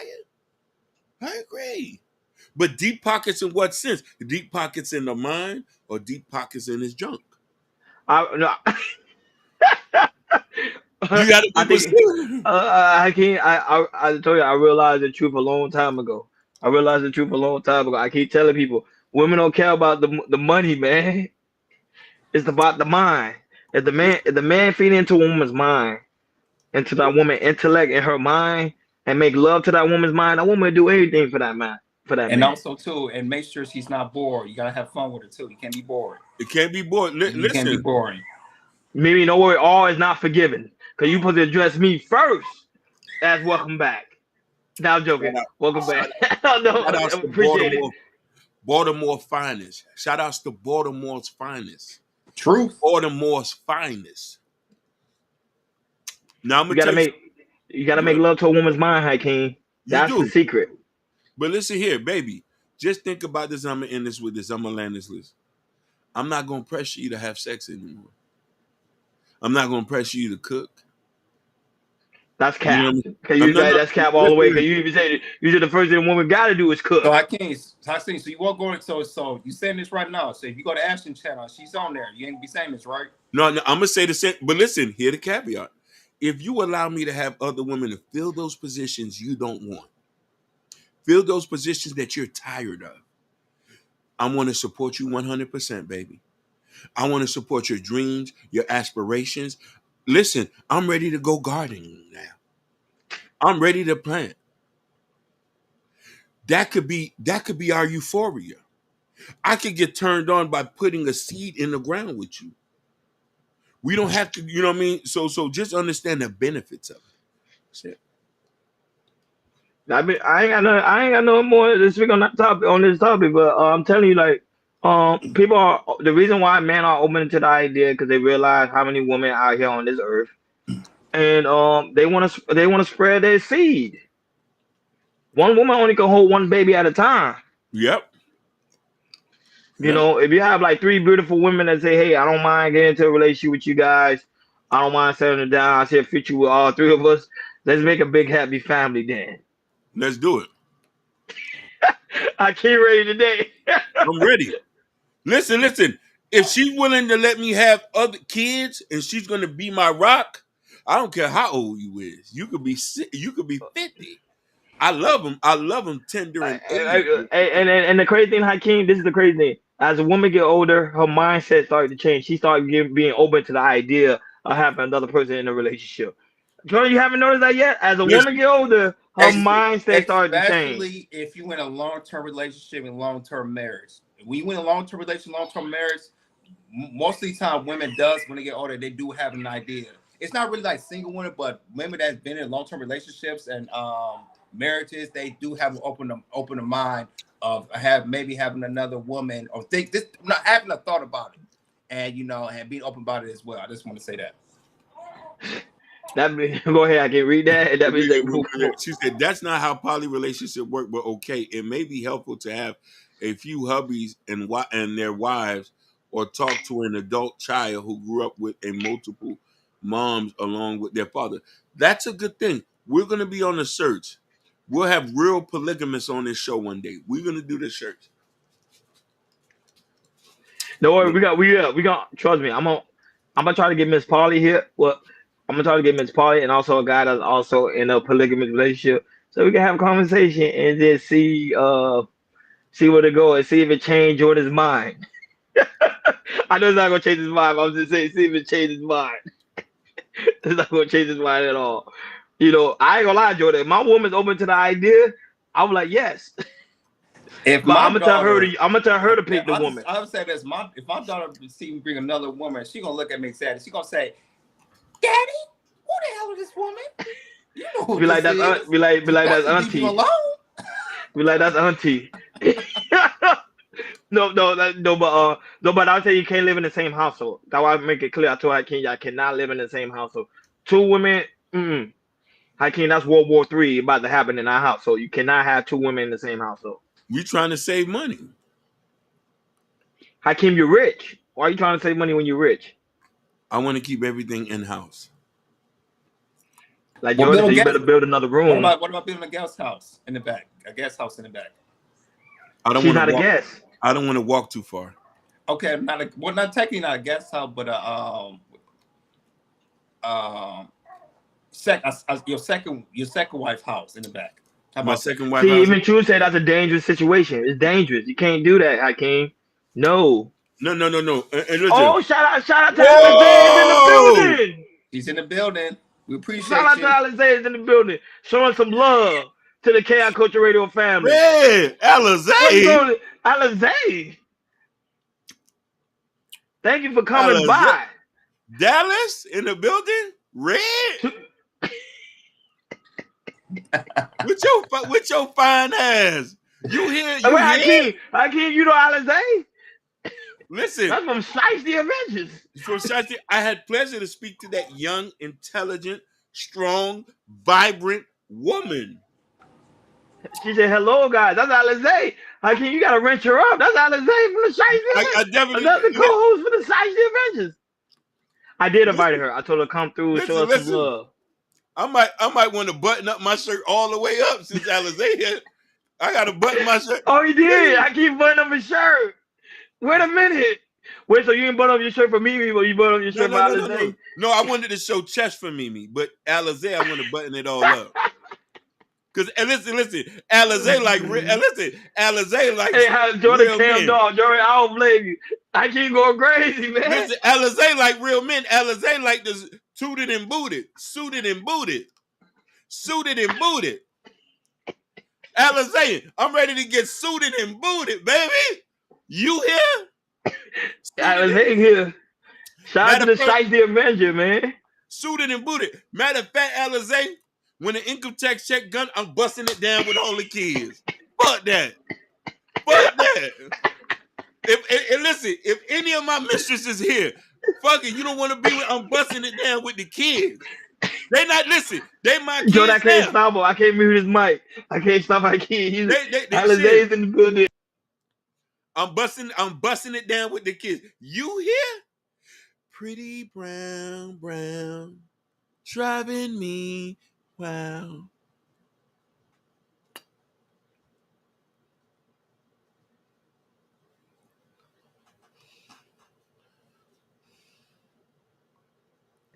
Go ahead, Jordan. Moving Go on. Hey, shout out to Mean Street, because Mean Street ready for that political talk. Shout out to Mean ahead. Street. Oh, how can you got my jaw hurting, man? Go ahead. All right, let's get back to it. So we're gonna talk about the top of the day that's on the top. We're gonna talk about Kamala Harris. So hopefully by today, or if not today, early this morning, we're probably gonna find out who if Kamala Harris VP is gonna be. So I know you guys saw last week. You know, she had her rally in Georgia. She brought in Megan Thee Stallion. We're gonna talk about it in a different time with Donald Trump and everything. But as you can see, you know, Kamala Harris is making her campaign as we speak right now. And now she's looking for her VP. And we do have a clip for you guys to see which VP she's going to pick for her little campaign. So go ahead, King, play the clip. And after that, we'll chop it up. The next day and a half, we should know who Vice President Harris is selecting as a running mate. Over the weekend, the vice president held a number of final interviews in Washington. Here's more from Fox's Doug Luzader. Harris' campaign isn't saying much publicly about this process, but they have set a clear deadline to announce the selection, and it's just one day away. Every vehicle coming and going at the vice president's Washington home got extra scrutiny from the media over the weekend. Was it a VP contender? We know from a number of reports that at least a handful of them from the shortlist were there for in-person sit-downs with Kamala Harris. They all have pluses and minuses to them. I think, you know, obviously Shapiro brings Pennsylvania, Mark Kelly's in Arizona, Secretary Pete has ties to Michigan. Like, they all have something special to the map. And while Harris's own nomination for the top spot has been relatively drama-free, the VP selection process is already drawing long knives on the left. I mean, obviously there's just candidates we think are better for labor. UAW President Shawn Fain made it clear he's not crazy about Pennsylvania Governor Josh Shapiro or Arizona Senator Mark Kelly, two top contenders. But those two could help deliver swing states, no doubt a key consideration for Harris. She is considered more left-wing than crazy Bernie Sanders. Look at her. Republican nominee Donald Trump, appearing at a rally in Atlanta on Saturday, went after Harris, who may face more pressure now to do a sit-down interview about her positions. Harris is about the future and what she's going to do. But at that same time, we need to know where she stands on a lot of these issues, and she's got to do a media interview soon because voters deserve to know that. Harris is expected to appear with her VP pick tomorrow in Philadelphia, kicking off a tour of 7 swing states throughout the week. So yeah, I did had a list right for you guys. Let me see if I can bring it up. But what's the list? But go ahead, Hakeem. I gotta find a list to see who are the chances to have tomorrow. But go ahead. What's your take on it? Yeah, so I know of Josh Shapiro. I know of Mark Kelly. I'm not too familiar with that. They have been in the news quite well. I think Shapiro is kind of more of a strong candidate, though. But I want people to do their research. You feel what I'm trying to say? We do need a harem call. But I do need to y'all do this research. And here's the thing. The guy's very right. We don't know where Kamala Harris stands on a lot of points. And this will hurt her. And picking the right VP would also send a message on where it's going to go. So if any one of these guys' states are not, first off, I would not pick the guy from Arizona. They're not doing good there. Hassan can speak. Hassan can speak for that. The homeless list is out the crazy. Tucson, what's that other place? Phoenix and stuff like that. You know what I mean? Flagstaff. Flagstaff. Yeah. So Pennsylvania, you know what I mean, with the exception of Philadelphia and Pittsburgh, I think they're a little bit more progressive. It's Dutch country, it's more rural and stuff like that, but it is a swing state. So I do see Shapiro being that guy. But to be very honest with you, I thought Gavin Newsom would have been a good, strong contender. Yeah, I agree with that. When it comes to the aspect of Gavin Newsom, now that shout out to White High. Sorry, big dog, I forgot to give you a shout out. And also Mean Street. I already mentioned Mean Street. Mean Street said VP Kamala Harris should pick Governor Annie Kennedy to be her VP. Because if she is elected president, because the simple fact is Annie Kennedy has some good political view when it comes to the aspect of, especially when it comes to the Democratic way of doing things, that he's the guy. But to me, I'm shocked that she's not trying to pick another woman. Yeah. That's what's shocking me. Like, why not pick another woman? Because I think at the end of the day, I think she's just trying to compete whatever Trump has for his VP. So I don't know. It's like I came and joined. It seems like they got a lot of swingers type political people that that's gonna try to waver and move things how things normally is. So I don't know. She's in a dilemma. She's in a tough pickle because she only had a short amount of time to pick a VP. Soon she ain't got no time to waste, so she got to pick somebody. Yeah. Go ahead, Jordan. But I'll say this: you got to remember this stuff. A lot of people don't know. I personally believe that Barack Obama, he's kind of the puppet master as Kamala Harris being a puppeteer. Because remember, President Obama had a heavy hand of Joe Biden stepping down and everything. And there was rumors about that if Joe Biden was not going to step down for the election, that Obama was going to use the 25th Amendment against Joe Biden, which means giving the power to your vice president and everything. And it was rumors about that. So we might hear more rumors about it. But yeah, but I personally believe, Barack Obama is kind of back in the shadows and kind of helping Kamala Harris to kind of pick like what's the right VP to take. One of it is Josh Shapiro. That's he's one of the heavy favorites, and also the Minnesota governor Tim Walz. He's another heavy favorite there. And a lot of people say that's like really the final two who she's gonna pick and everything. So her getting a woman candidate, this is personally for me. I think it's kind of a bad idea. Because I feel like, if you do that, I feel like, a lot of people, that's kind of vote for Trump, especially for men, they kind of go look out in a different way. That's just for me and everything. So I'm very interested to see, hopefully we'll find out today. I kind of wanted to wait for this topic, but if it's like this, it's gonna come out tomorrow, so we'll talk about it and everything. I'll see who she's gonna pick. And and then we'll go for there. And so then, like I said, and then after that, we're gonna see hopefully, Kamala and Trump, hopefully Kamala will agree to do a debate with Donald Trump, because Donald Trump did set a date in September to do it on Fox News, and we're just waiting on Kamala Harris to respond on that, if she's gonna take it or not. Personally, I think she should, because remember, Donald Trump, he did his with Joe Biden, but that was on CNN. So since Donald Trump did it on CNN, he feel like, okay, since I did it on CNN, which is more of a liberal type of audience and everything, let me go to the Fox News, which is more of a Republican side. Even though a lot of people don't agree with it, Donald Trump feel like it's in his hands, to pick his debate and what to do to show it and everything, all that type of thing. So, but yeah, I'm very interested to see what Kamala's who's your hand pick and make, and also Kamala, you need to hurry up, start talking about policies, because you never talk about your policies, what you're going to do and everything. You need to hurry up, talk about your policy, because you have people like, us, especially that black man who does support the Democratic Party. They want to hear your policy and everything, because and really talk about your policies right here, right now. So hopefully once Kamala Harris, you take her running mate, she can start talking about her policies, what she's going to do. Point blank, period. Shout out to Adrian John. Andre John say no matter who she picks, she gonna lose too bad. She is. We already know this. Yeah. We know this already. And Stephanie Watkins say, Jordan, they did pick a date. It's on September 5th. Yeah. And I think they're doing another one before the day of election. I'm doing early voting anyway. I do early voting. Yeah. I don't do that late voting. I do early voting. I don't, I don't do the late one. But that's the thing too. So I'm saying it's a lot of things we're gonna cover. Somebody say please. That was Andre. Y'all can go in on the chat, but remember over here we allow free speech, so y'all go in the chat. Just don't call them out unless they're being totally disrespectful. Disrespectful. Get loose. Get loose with it. I never met Andre. I don't know who Andre is. Thanks for having you in the building, big dog. Thanks for being here. This is a free space. You can speak your mind. Just doing a respectful matter. We know that Stephanie. We know who he was talking about. We know it wasn't Ferrari. We know.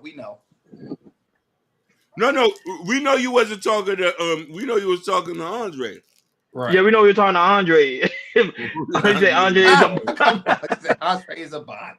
now if Andre go in on you, Stephanie, remember I said I could go in, but as long as he's respectful Long as we're and don't cross the respectful, line, then if he is, then y'all long as gotta if do he it. is disrespectful, we'll time him out. But he's being respectful, and I know Andre see that. We have a respectful chat on here, so I don't think he's gonna be on disrespectful. If he does, probably have to time him out. So go ahead, Andre, just be respectful. Y'all won't bump heads.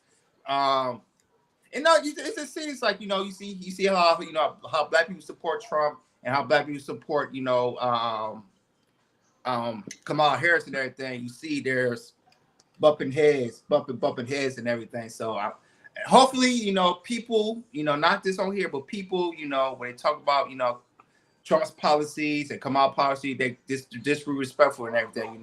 We didn't want to, get too personal with this stuff. Remember, guys, it's just an election. They do not live in a house or anything like that. It's just an election, and for me, you just go by, who you think is the best position, or who would be the best president. But go over go over to how their policies will affect you. And if you like their policy, you vote. If you don't, you vote for another person, or you don't have to vote at all. So there you go. Well, Stephanie, I kind of agree with you because I'm a Trump people. I don't be reading because you do all the reading for me. You get what I'm saying? They're wrong with his rhetoric. She said, "We know y'all can't stomach a femme president, but Joe got us a woman." No, listen. Can I go?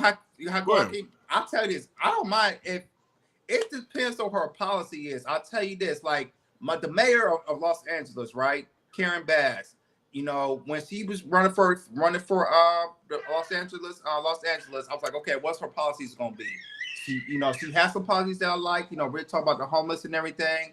How to get more money into the city, and also how to have more city workers for Los Angeles, so we can help with these homeless people and also keep the city clean. So, and she talked about a policy that I believe in a policy, and I voted for Karen Bass, and I went with that. My wife, she didn't vote for Karen Bass. She voted for I forgot the other white name. She didn't like her policy. So I just tell you, it's in our households. Me and my wife might have to think about political a little bit differently now, but all in that we do respect our political views from each one another. You might have disagreements, but it's all about really having respect. But go back to Karen Bass. There's nothing wrong. A woman running if she run for governor, if she run for president, if she run for mayor, as long as she's got good policies that we like, and she's going along with the policies, that's the thing. But with Kamala Harris, she's the vice president. She's been in the office. She's been in with Joe Biden, and the thing is, she really has to really affect what Joe Biden has done with her policies and everything. Karen Bass is not a little trash. Stephanie, we'll talk about that later. But go ahead, Hakeem. We'll talk about. Let me tell you something. I'm gonna land it with this, Stephanie Watkins. I would love to have anybody, doesn't matter race or gender, as long as they're going to have policies that benefit me. If a woman wants to run for president, what policy she's going to have that's going to benefit me as a man? Oh no, it's gonna our policy is focused on the woman. It's gonna be a lot of women's rights. I can't vote for her then. It's not gonna be both sided. And not only that, but nobody talking about too how the Democratic Party are giving immigrants extra money. But nobody ain't gonna talk about that though. Nobody want to talk about that. While your citizen in the United States are suffering, can't even afford to buy a home. My country. All right, y'all. Let me add. Well, I mean, we're gonna add on to the topic. So we're gonna talk about Donald Trump. So he went on to Ada Ross stream. I missed that live. I missed it. Now you see how big these streamers are. Now not only have celebrities go to these streamers like Costner, Ada Ross. You got the president, got the former president to do that. Yeah, that's big. Kamala was smart. She was trying to flay Costner to be on her stream and everything. So streamer, you see how streaming is one of the biggest things you can do right now. But Donald Trump went on Ada Ross channel and he kind of went viral and talked about Megan Thee Stallion performing at Kamala Harris rally in Georgia, in Atlanta, Georgia last week. So go ahead, Hakeem, play the clip, and after that, we'll chop it up. That thing was a concert. Question. She did a rally recently. She had a rapper speak, and then she had a rapper twerk at a rally. Yeah. A rapper was twerking at a rally. Yeah. I want to know your thoughts on that. It's crazy to me to think that there could be twerking at a rally. Well, what Hillary did is she would go out and get Bruce Springsteen. He'd get much smaller crowds than I got, to be honest. And he had a guitar, right? I don't have a guitar. But he would fill up a place, and then he'd finish, and they'd all leave, and she'd be speaking. So now Kamala's doing the same thing, because nobody wants to go watch her. Nobody. No. I mean, she speaks for like a short. Nobody's going to want to watch her, and nobody does want to watch. Now, at least there's a little bit of curiosity, but there's no value really in going and watching her. So what she did is she's gotten a couple of rappers, and they fill up the place. But what she does is a little bit different. She has them go last. That's smart. I give. So in other words, they want her to finish her speech, get the hell off the stage, and then they can listen to the rap. The performance starts. No, it's pretty. It's kind of smart. Hillary didn't. No, I give her credit. Yeah, give it to her a little bit. Hillary never figured that out. She'd get some star, and the star would fill up the place, and then the star would leave, they would leave, everybody would leave, and she's talking to an empty stadium. Anyway, this is a little better idea. Yeah. I want to ask you a question. She did a... Yeah, and I think not only that, but shout out to Aiden Ross, because I believe that stream had over, I think, 2 million views, 2 million people watching. So shout out to him. That pretty much historical. But like Jordan said, the streamers are in a new different generation. Yeah. Streamers are the new thing. And I always tell people, even though people may not believe it or not, your channel can be as small. Like our channel not major, it's not that big, but it can still be impactful. You never know who's watching you. You never know. And not only that, but we recently had a celebrity that watched us too. And not only that, gave us a shout out. But I'm just saying, like, you never know who's watching you. And it is to have a former President Trump on that channel is amazing. Shout out to Aiden Ross. I was telling my brother, me and my brother had a conversation about that too. I was telling my brother, I won't be surprised if Kamala Harris go to Kai Cenat channel next. Yeah. And do an interview. I won't be surprised she does it. But it's gonna be a good look. I would say these guys are out here, they're putting in a lot of work, putting in a lot of things. And like I said, when I saw that concert with Kamala Harris, it was a concert, to be honest. It wasn't even she didn't really speak much. I don't think she only spoke for like what, 10 minutes, 10 to 5 minutes? Minutes tops, yeah. Left the stage, and it was like a whole concert. You had one of the Migos there, Quavo was there, Megan Thee Stallion was twerking. Kamala. Even though I love her twerking. Kamala. I ain't gonna lie. I ain't gonna lie, I love her twerking. I can't be a hypocrite. I love her twerking. But at the same time, it was a concert. To me, okay, like Hakeem always say, what are her political views? What are her policies? She never talk about her policies. And she is Kamala Harris, Stephanie Walker, she is considered one of the worst VP in the generation because she does nothing. The border's still open. Where's she been at? She didn't even secure the border. Where's she been at? But go ahead, Hakeem, man. I'm not even gonna talk about that. Go ahead. I'm putting the sisterhood on notice today. I'm putting y'all on notice. How you allow this woman come and pander to y'all? The most disrespectful thing she could have done is have somebody up there twerking or damn near half naked when all y'all got degrees. All y'all got degrees, but you got a lady up there twerking half naked with her assets showing. Kamala, is this what you think of Black America, or this what you think of Black women? Black woman, I gotta hold y'all accountable. Stephanie Watkins, can you answer that for me? Why is she pandering?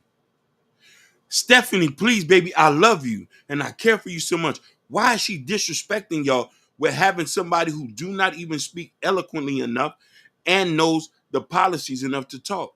Why is she pandering? Black woman, Megan doesn't represent Black women. Megan represents the trenches of Houston. The trenches of Houston. Go ahead. She said post a link. Go ahead. Yeah. I'm doing that yeah. Go. Yeah. That rally I did watch, and it was a twerk off. it was just literally a twerk off. Kamala Harris thought it's like, let me go. Oh, I'm going to Atlanta. Oh, all my black women. Oh, all my black people. Oh, if I go get Megan Thee Stallion, everybody gonna get hyped. And the thing is, she talked for 10 minutes. And the thing is, I don't know you guys heard it in. She also tried to bring in a southern accent as well. So it seemed like she's from the South or something like that, which is crazy to me. Yeah, man, that rally was nothing but a twerk off. It was embarrassing. Meg was saying was definitely the one person to be, at the concert performing the concert and everything. And I just didn't like what I don't know what Kamala Harris is doing. I don't know what she's trying to do to get the black vote, because right now she's doing a terrible job.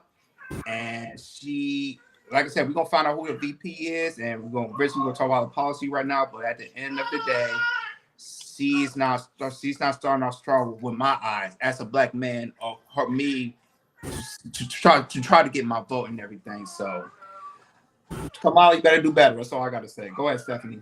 Y'all hear me? I'm at work.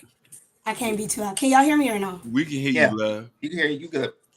My love. You almost got me in trouble. First of all, welcome back, y'all. Thank you, baby. I love you. Welcome back. I just want my family back.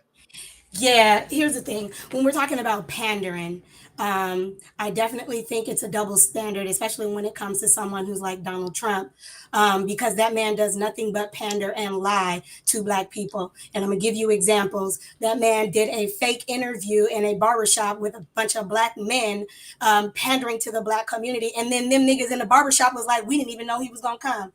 That's my first point. Then the second point, a nigga shows up at Chick-fil-A and has a whole bunch of people who are bought. Black people who were bought to go in there and to be like, oh my God, it's Donald Trump. So like, and then this man gets on and is like, oh, I'm getting, he got convicted of charges. Like, oh, so I'm more like the black community now.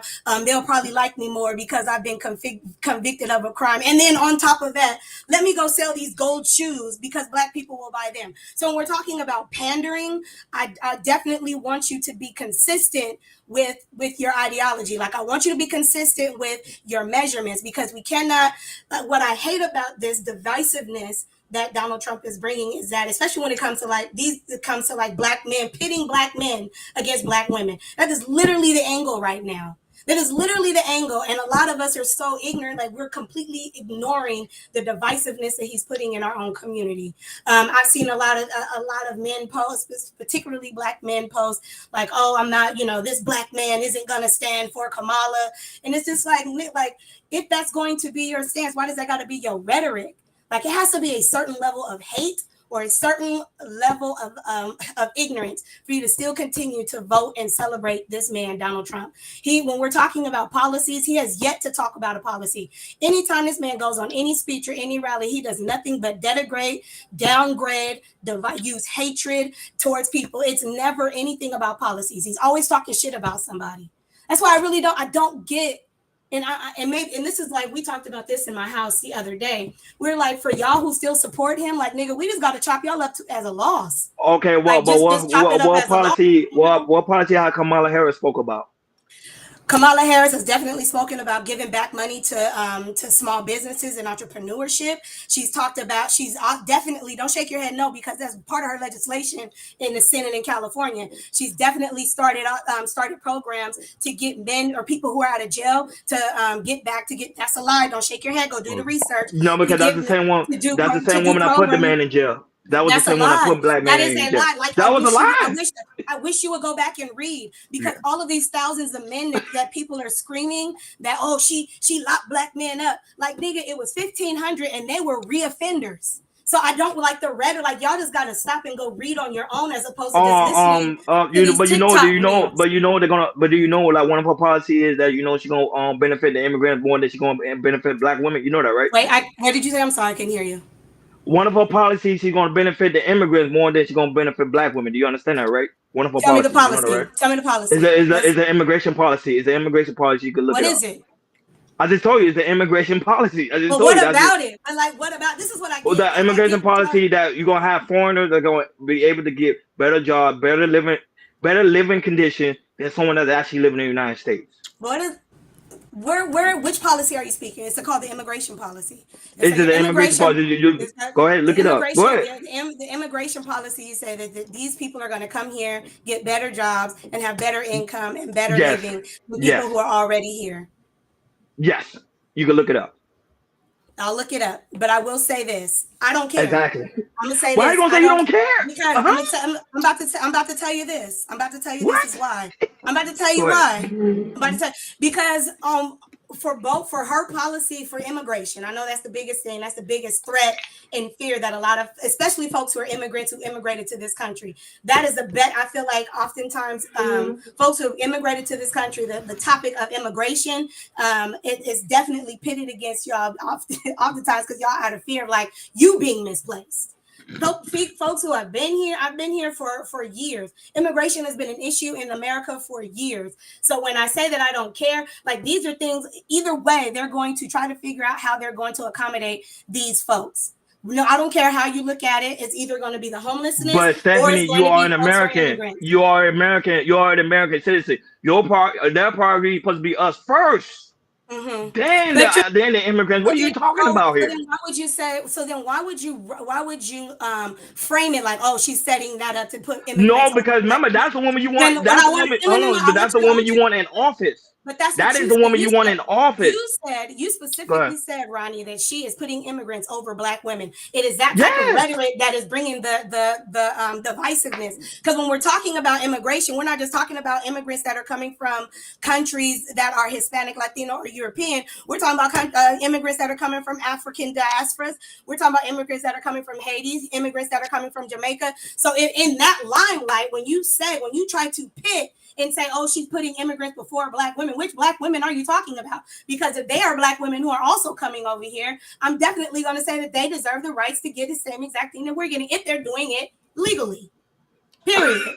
Before you go, Ronnie, shout out. I'm not going to even go. I'm not. That's crazy. But go ahead. Before you go, Ronnie, shout out to Sophia Grace with the $20 super chat. We appreciate Sophia. We appreciate you. I love you, baby. Go ahead, Andre, you can kiss my ass. I don't know who you are. You a goddamn bot. Nigga, you ain't doing nothing but repeating the same shit you probably see on TikTok. You have an IQ of 90. And I want you to know, people with an IQ of 90 are goddamn remedial retards. So that would be you, G. Hold on, Stephanie, calm down, sweetheart. He didn't get all this calm down. I know you emotional. I know you. I know you passionate. I know you heated. And I'm about to go work with these goddamn kids. Calm down. We just having a discussion here. I don't know if Truth has something to say. He's also on the panel. I don't know if he has something to say as well. Is this true? That is true. Yes. Truth with the I gotta go. Y'all done piss me off. Not Ruthless Truth. The other Truth. Go ahead. Okay. Baltimore. Is that the one that's from Baltimore? Yeah, Baltimore. I don't know if you have something to say. That's why I said it. What's going on, brothers? How y'all feeling? Doing well. And your voice too. Okay, let me go. I gotta go to work. I love y'all. I'll see y'all later. And I stay 10 toes down, Andre. Fuck you. Yes. Stephanie. Whoa. Listen, Stephanie. I'll be home after 8. Yeah, go run up to your high I'll be home. I have a boy Ron. Me, I was debating. I was debating, and I made some good points. I'm telling you the truth, what I'm saying. So everybody know I'm telling the truth. Nothing I said was wrong. You can just do research on your own. But go ahead, Truth. My bad. First and foremost, the formalities. How y'all fellas doing? Chilling. What's good? Doing great. What's good with you, Truth? All right. Nah, man. Vote for Trump. That's it. Vote for Trump. Stephanie, you heard it, Stephanie. Vote for Trump. I love Steph, but you gotta vote for Trump. Man. You gotta vote for Trump. And I'm not Joe. I'm not. But True, you can't tell people Joe for. You gotta tell people why vote for Trump. This is just vote for Trump. You gotta tell them why. Y'all let that demon in office if you want to. It's gonna be hell on earth. Hey, but True, the reason I got upset at Stephanie, I'm like, how you gonna say the immigrants first and not your own people? That's crazy. You know, like what? The main point I will tell people the reason why to vote for Trump because he's not a politician. That's the main thing. He's not a politician. He is what American is supposed to be about.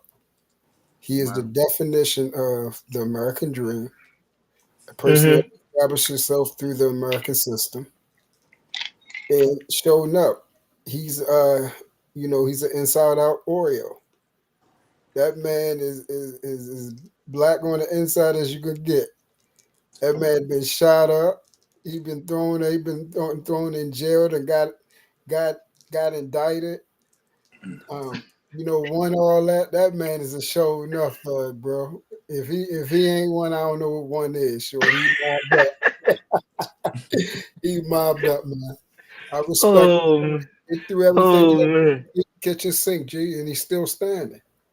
He's still standing. And most importantly, he's the one that's going to allow us to see on the opposite side of what the lifestyles of the billionaires. He's the one that's exposing all of them. And that's the real reason why they got him out of office. Is because, Epstein, situations where a lot of presidents was being exposed. Hillary Clinton was being exposed. All these billionaires and these presidential and political people, they were being exposed. And it was because of him.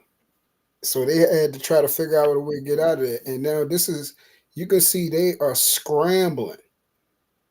They are scrambling and they are desperate to make sure he doesn't get in office. Because if he gets in office, it's going to stop them from pushing their agenda. No, the problem is true. The problem is true. Everybody's afraid that if Trump gets into office, he's gonna be another dictator. Like recently, they was just posted a clip when he was on Andy Ross comment. He was talking about the dictator over there in Venezuela. We didn't play that clip, but he was talking about it, and they were like, "Oh, see, Trump got the same idea as the president in Venezuela. Trump don't have the same idea when it comes to the aspect of the Venezuela president." But at the same time, you need a president that's able to have that form of structure and to have other countries fear them. Correct. And I think you Kamala Harris coming into office, other countries not gonna feel us. They're just gonna be like, okay, it's time to go in and play with the United States. China already have the United States on guard. That's Russia what I was too. about to say. Yeah. Y'all didn't see Russia and North Korea sign that treaty? I didn't see that. No. Recently? Also, I didn't see that. I forgot to report this. I did want to do this topic, but yeah, this is on our day off. Y'all remember when it was China and Russia? You remember they was over by the border of Alaska, and then us we had to come in there and shoot them down and everything. That happened like a week and a half ago. Yeah. And my thing is like you see little stuff like this when Biden's in office, but when Trump is in office, he don't play that. I just want to say that. Yeah. And also remember with the Chinese balloons was going over and everything. Go ahead, Jay. I'm gonna piggyback off of what you saying. Hold on for a minute. Yeah, I was gonna say, and also remember the Chinese balloons that what was that, a year or 2 years ago that was going around the United States and America and everything, and then Joe Biden waited till they got out to the Atlantic Ocean and shot that down. And I also want to say this too. Have you guys seen this too? I can't remember any of the election as how blacks are being talked more about than I ever seen before out of any election I ever lived. Tell me if I'm wrong. I don't remember this with the Obama elections. I don't remember this with the Joe Biden and Donald Trump elections. I saw a little bit, but not a lot. Not how this is big right now. How Kamala Harris is trying to pander to blacks, or you can say with Donald Trump, he's trying to black as well. Because remember, he was in Chicago at the Black Journalists Association too last week. And he was talking about, he was, talking to the journalists as well, talk about Black issues and everything. So, right to me, this is this election, especially with the Black people. This is like, since I've been alive, how the Democrats and the Republicans are really, really talking about blacks a lot. They're not even talking about Asians like that. They're not talking about Hispanics like that. They're not talking about whites like that. They really talk about our blacks.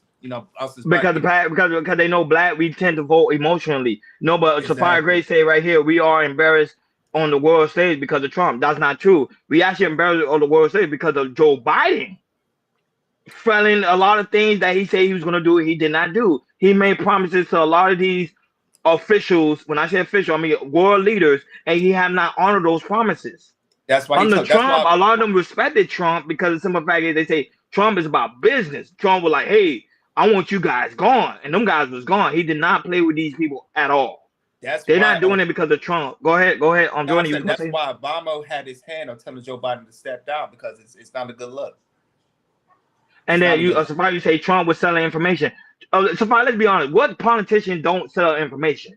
Majority of them are selling information. It's just what it is. It's just that's how a political game works. That's why I say when you understand how the political game works, you don't get too much emotion involved. You say, okay, which candidate is going to benefit me? That's why you say, oh, every time Hakeem speak, you always say, which candidate going to benefit me? Yep. You get what I'm saying? Me as an American, who's going to benefit me the most? As a man. As a man or a woman. If you feel like Kamala Harris is the best choice for women, go for it. But I'm just telling you, her policy is not going to benefit black women at all. It's just not. It's gonna go for the other race, and then women gonna have the same issue, especially black women when it comes to student loan debt. They're gonna give them say like, look, once again we've been fooled, and we've been saying, and then the man gonna say the same thing. Yes, we've been fooled all the time. They just tell us lies. They just tell us stories that feel good to our ears, but at the end of the day, it's all lies. But go ahead, Hakeem and Jordan, go ahead. And I did read Project 25. I'm still reading it because that's a long article. Go ahead, Project Truth. 25 is a long article. But go ahead. Go ahead, Truth. I don't know got anything else to say. Go ahead, Truth. You got some more to say. No, I think he went to go do something. He said he'll be right back. Oh, okay. Go ahead, Cal. I don't know you got anything else to say. I'm gonna say this, and I say this again and again. I don't know if we're gonna say this until we blue in the face. Thank you, beloved Stephanie, for coming up here and sharing your thoughts. Yeah, of course. Yes, of course. Yeah. Always. I know you say you want us to be consistent. I don't care about sneakers. I don't care about lost souls. I care about what's going to benefit me as a man. You need, excuse me. What Ron said is consistent. I went and looked. He might have not said the actual term in policy, but there's been policies to put in place where there are waves of migrants coming in here. They've been busting them, putting them in hotels, giving them cards. Go look what they're doing in New York. Now, Ron's saying he just wants it to be fair for Americans, the ones that are homeless and the ones that are out there. We love immigrants, but we love Americans more. I don't want to say, I say this with a heavy heart. What is going to benefit the American people that's going to put us forward? We're lacking behind China and Russia. We're lacking in education. We're lacking in these things. What is going to put this? And then on top of that, you still have yet to say anything that black men, white men, Asian men, Hispanic men, what is she going to do to benefit us as men? Trump already let us know what he's going to do. Yeah, I mean, all in all, man, we look weak. We've been put in a position of weakness for the last 4 years. And if y'all don't understand how war works, the opposing countries, they're gearing up, man. Yes, they're gearing up. They are praying that this woman get in office. And if y'all want to go home early, let this woman get in office. Let this woman get in office. You will see World War III. Prime example, too. Under Trump, do you hear any rumors of wars or anything going to war with anybody? How come every time it's a Democrat in the office, you got to go to war with somebody? And the thing is, it's like I say, if Kamala Harris is if let's say she's in office, right? Kim Jong-un and Putin will go across the Pacific Ocean, and they will try. To me, they will try Kamala Harris. That's to me, they will try her by going over the border of the Pacific Ocean. Remember, guys, we got the border sealed. We got the border sealed because of World War II. Remember, when Japan attacked Pearl Harbor and everything, and I just totally believe it's like if she's in office, she's not like Trump and she's not like Joe Biden. Kim Jong-un and Putin will definitely try her and try to go over the border and see if they're gonna try to attack us. Try to. That's just me. That's just me. That's what I think. Go ahead. No, but shout out to the lovely professor, lovely ladies in the building. Hey, hey, girl. How you doing, lovely lady? Who's Jay? Who's Jay? I don't know who Jay. Jay. Jay It's who? me, Jay silly. Ali. Jay. Not Jay Ali. Sorry, Ronnie. Jalen. Sorry. Hold on. Sorry. Jalen. Yeah. That Jalen. You don't see her voice? Is that my Jalen? Yes. That's Jalen. Don't say Jay Ali. My bad. My bad. Go ahead, Jalen. I can't say much. He's shocked. I'm just go He's ahead. shocked. Why are you shocked? We ain't seen you in a long time. I ain't seen you in a long time. I'm shocked that you here with me today. I've been everywhere. I understand that, I'm trying to tell you, that's my brother right there. You smooth as shit, dog. No. I'm just no. She's always come and captivate people, but you captivate me.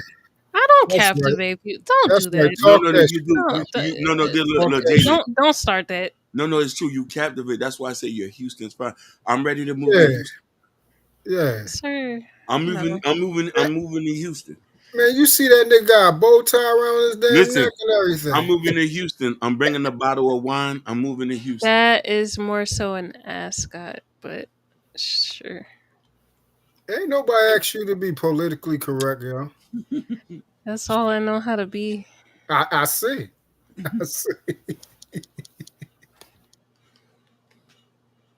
But go ahead, Jalen. Go ahead. You can speak on it. Go ahead. Oh no. Y'all go ahead. I'll jump in. Okay. Corrine Stevie, shout outs to her. She said, please stop speaking negative over our future. America is not the first country to have a female president. Y'all think impossible. America is behind in a lot of ways. I'd like to speak on that. Go ahead. So it's not about who has done what first. If you look at surrounding countries that had and has women that are in power, they are not considered viable, least in positions of power. They're not countries that are known not to be screwed with. They're usually run alongside of somebody like they followers, like they pack runners. They're not leader of pack. We are a powerhouse. That's what we're considered. We're considered a powerhouse. And yes, a woman in that seat will make us look weak. It will make us look weak. Just like to this day, if any man, if we see that his household is ran by a woman, what's the automatic moniker? That's a weak house. It is what it is. Facts. We're not gonna play these games.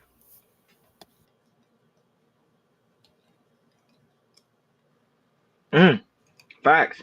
No, but it is. Other countries are there is some country that I think right now Mexico have a female president. Does it look good for the state of for the country of Mexico? Who knows? She just got into office, so we just gotta wait and see how things go. But when it comes to the aspect of America, I think America right now ain't ready for a female president yet. That's just my opinion. She's absolutely correct. We aren't no longer a powerhouse, but when Trump gonna get back in there, we will be back to being a powerhouse.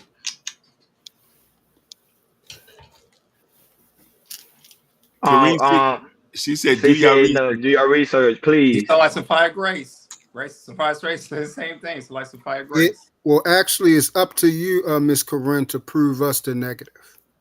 That's how I usually work. She said his opinion is weak. You Kareem, you can come on the panel and then you could talk to him about it. You could come on the panel. You will have to prove that I'm wrong and she said I'm mad. Y'all don't shout out my channel. Sophia, we shout out your channel at the end of every show. I'm sorry. Very rarely am I ever wrong. I'm like a 95 percentile with that one, short. Sophia, I always shout out your channel. Every show. Sophia, drop your link, baby, because you're my wife. Yeah. Did Natasha drop the link and we'll put it on there, Natasha. We'll put it on there. Yeah. Come on, baby. Don't say that. I don't play with Sophia's channel. No, I always shout out. I'll be like, y'all make sure y'all subscribe to Sophia. So she's rising soul. As a matter of fact, we got the educated guru up here. We got Jalen. That's my pit bull right there. So when you want y'all can come knock me down because I ain't the sharpest I tool in can't. the shed. I can't be like a. I ain't the sharpest tool in the shed, but I'll let her deal with y'all to let you know why Trump is supposed to be in that chair. Get him, sweetie. Let them know because they can't get him. education. First of all, I am heartbroken that I am referred to as a pit bull. Who called you that? Pit bull mean you can I'm more so fight. like I'm a Pomchi, or a Yorkie. I'm bougie. Hey, Pit bulls, they like to play in the dirt and stuff. I don't. Never had to fist fight in my life. I'm more of a barker.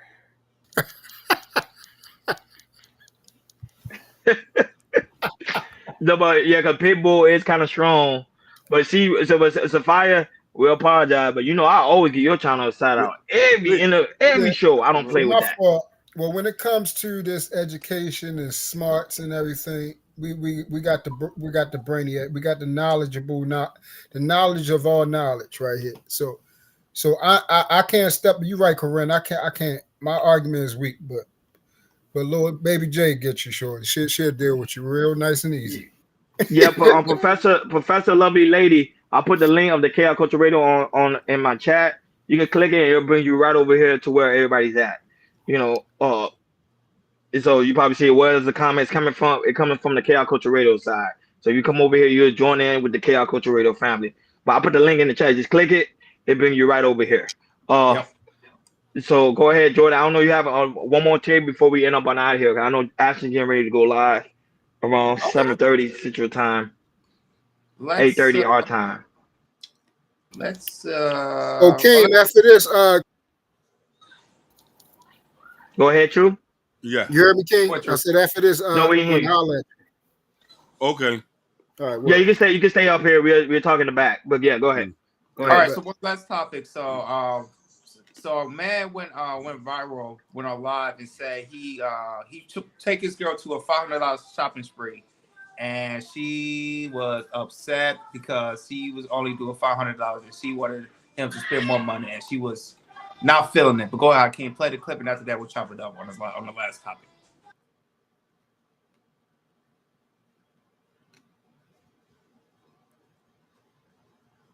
Fucking spending $500. I took you on a shopping spree for $5. Your ass tripping about $500. $500. What you mean? A shopping spree is shoes I want is $15. a shopping spree. It's a shopping spree though. $1,200. Bro, you're embarrassing me right now. Why are you making a big deal, bro? I took you on a shopping spree, bro. $500, Mike. Wow, that's crazy as hell to me. I can't believe you out here really trying to embarrass me in front of everybody in this mall because I took you on a shopping spree. That's crazy. I'm about to record you and show. I'm gonna record you and show you. I'm showing everybody. I'm showing everybody how you acting inside this mall. Man, really? No. Really? I'm taking you on a fucking shopping spree. You trying to trip on me? Wow, that's crazy. That's crazy as hell. I can't believe this shit, bro. I cannot believe this shit, bro. I cannot believe this shit, bro. You're very ungrateful. You're very ungrateful. You're ungrateful. You're ungrateful. Wow. I can't believe this girl. Wow. Wow, I can't believe that she's really tripping about me taking her on a fucking $500 shopping spree. That is crazy to me, but we're going to let everybody see how she's acting, bro. How you're acting, bro. You're embarrassing me, bro. Wow. Wow. That's not finna. Yo, listen. I'm done with you. On my mama, I'm done with you, bro. I'm done with you. I'm fucking done with you. On my mama, man.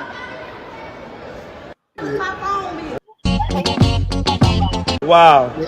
Yeah, that's it. May I please be the first one to talk on it? Go ahead, Truth. Go ahead, man. Please, man. Please.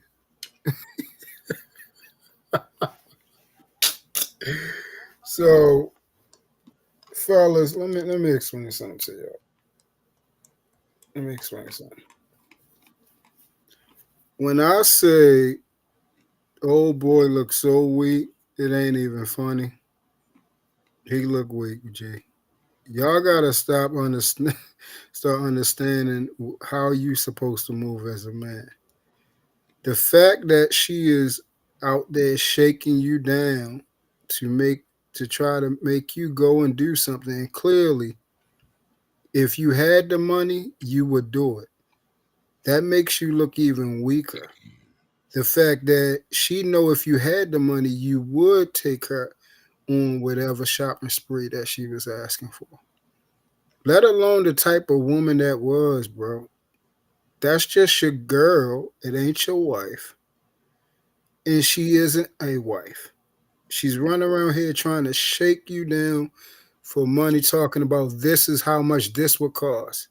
And that's how much that would cost. First of all, that's a broke female. Because she's saying, oh, if I had this, then this was how much this would cost. This is how much the shoes that I want cost. Not how much the shoes that she has in the closet cost. Not the shoes, how much the shoes that she have on cost. The ones that she want, which means she can't afford it. You see what I'm saying? And I've always say this: stop asking for things that you aren't worthy of. Stop asking for a lifestyle that you know nothing about.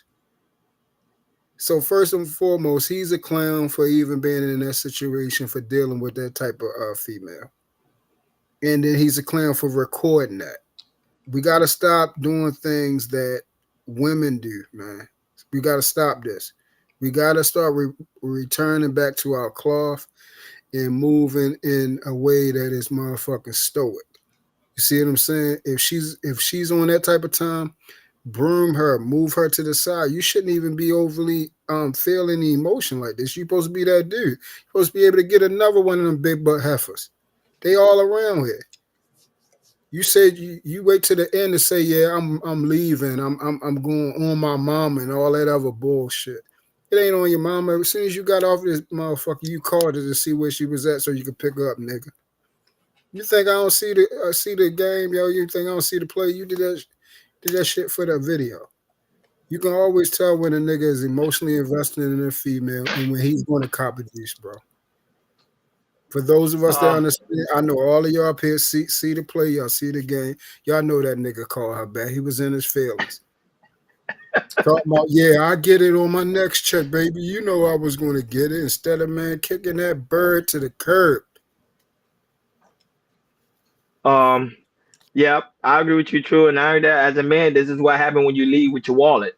You really, instead of leaving with your mind and lead with your leadership, but you want to lead with your wallet. So when you leave with your wallet, you get women like that that's gonna belittle you. Not only that, gonna take advantage of you, and then when the money dries up, as you can see, she's gone. She don't know how to act right. So as a man, that's why you gotta stand firm and what you stand for. If you want a woman, to me, woman, you should be able to reward a woman for what she do for you, not just giving woman anything because you just want to give her everything. No, you're supposed to reward her on how she treats you. Is she there for you? Is she appreciate you? Is she give you compliments? She answer your phone call? She wipe your feet like I can? If she cook for you? Yep. That's when you reward her with like a $500 shopping spree. But just because she just give you good intimacy, when you know what I mean by intimacy, and good head, that's it? No. Yeah. And then she gonna say $1,500, bro. Nigga, you ain't my wife. You ain't my wife. You know what I'm saying? And the first thing somebody try to flip around. Well, true. Let me ask you a question. If Tequila, what's the name? First of all, my baby wouldn't put a number on it. You see what I'm saying? She's grateful for anything that I give her. Facts. Now, would I spend $1,500? Yes, that's my soon-to-be wife. You know, when the seasons change, just like when I do with my children, I do that with my wife. That's my wife. We just waiting for the days to count down. You see and what I'm there saying? she go right now. Hey, Tequila. Oh, yeah, she just popped in. That's crazy.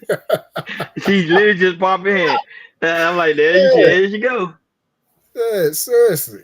So yeah, y'all got to understand what type of woman you dealing with, and deal with women that are worthy of these things, because they will never try to dictate and make a mandatory situation. They will always be grateful for whatever you do, which makes a man want to go above and beyond more. Understand the game. Correct.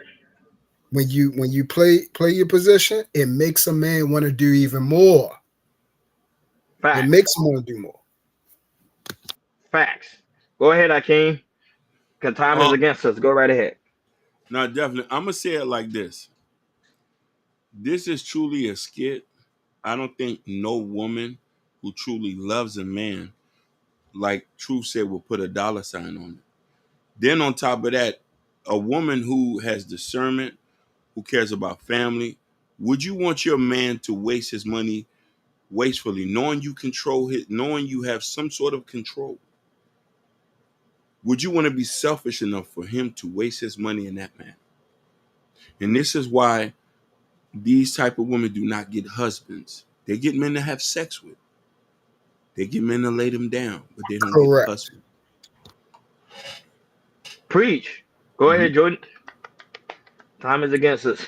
Go ahead. Yeah, looking at that video, I agree with you. It's a skip, but the nerve of not being appreciated by you. I'm spending $500 on a shopping spree, and you have it big headed. I want to go to Gucci, give me a purse. I want to go to Prada, give me a purse, something like that. No, man. Appreciate what a man gives you, and then if he does that, he probably couldn't do it this time. But the thing is, you want to open up your mouth and cause a big old scene. It's like, I wanted this, I wanted that. It's like a little girl. And first of all, ma'am, she's not your father. He's your boyfriend. If you want to get stuff like that, go to your father and he actually give you stuff like that. To me, that's just totally unnecessary, man. Totally unnecessary. She had to do all that. And to all the men, if she ain't appreciate it like that, if you take to $100 a shopping spree and she ain't appreciate it like that, let her go. Drop it. Simple as that. Okay, Nina, I'm coming. Your baby having a good old time.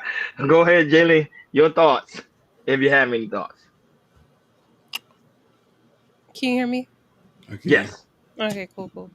It's 100% his fault.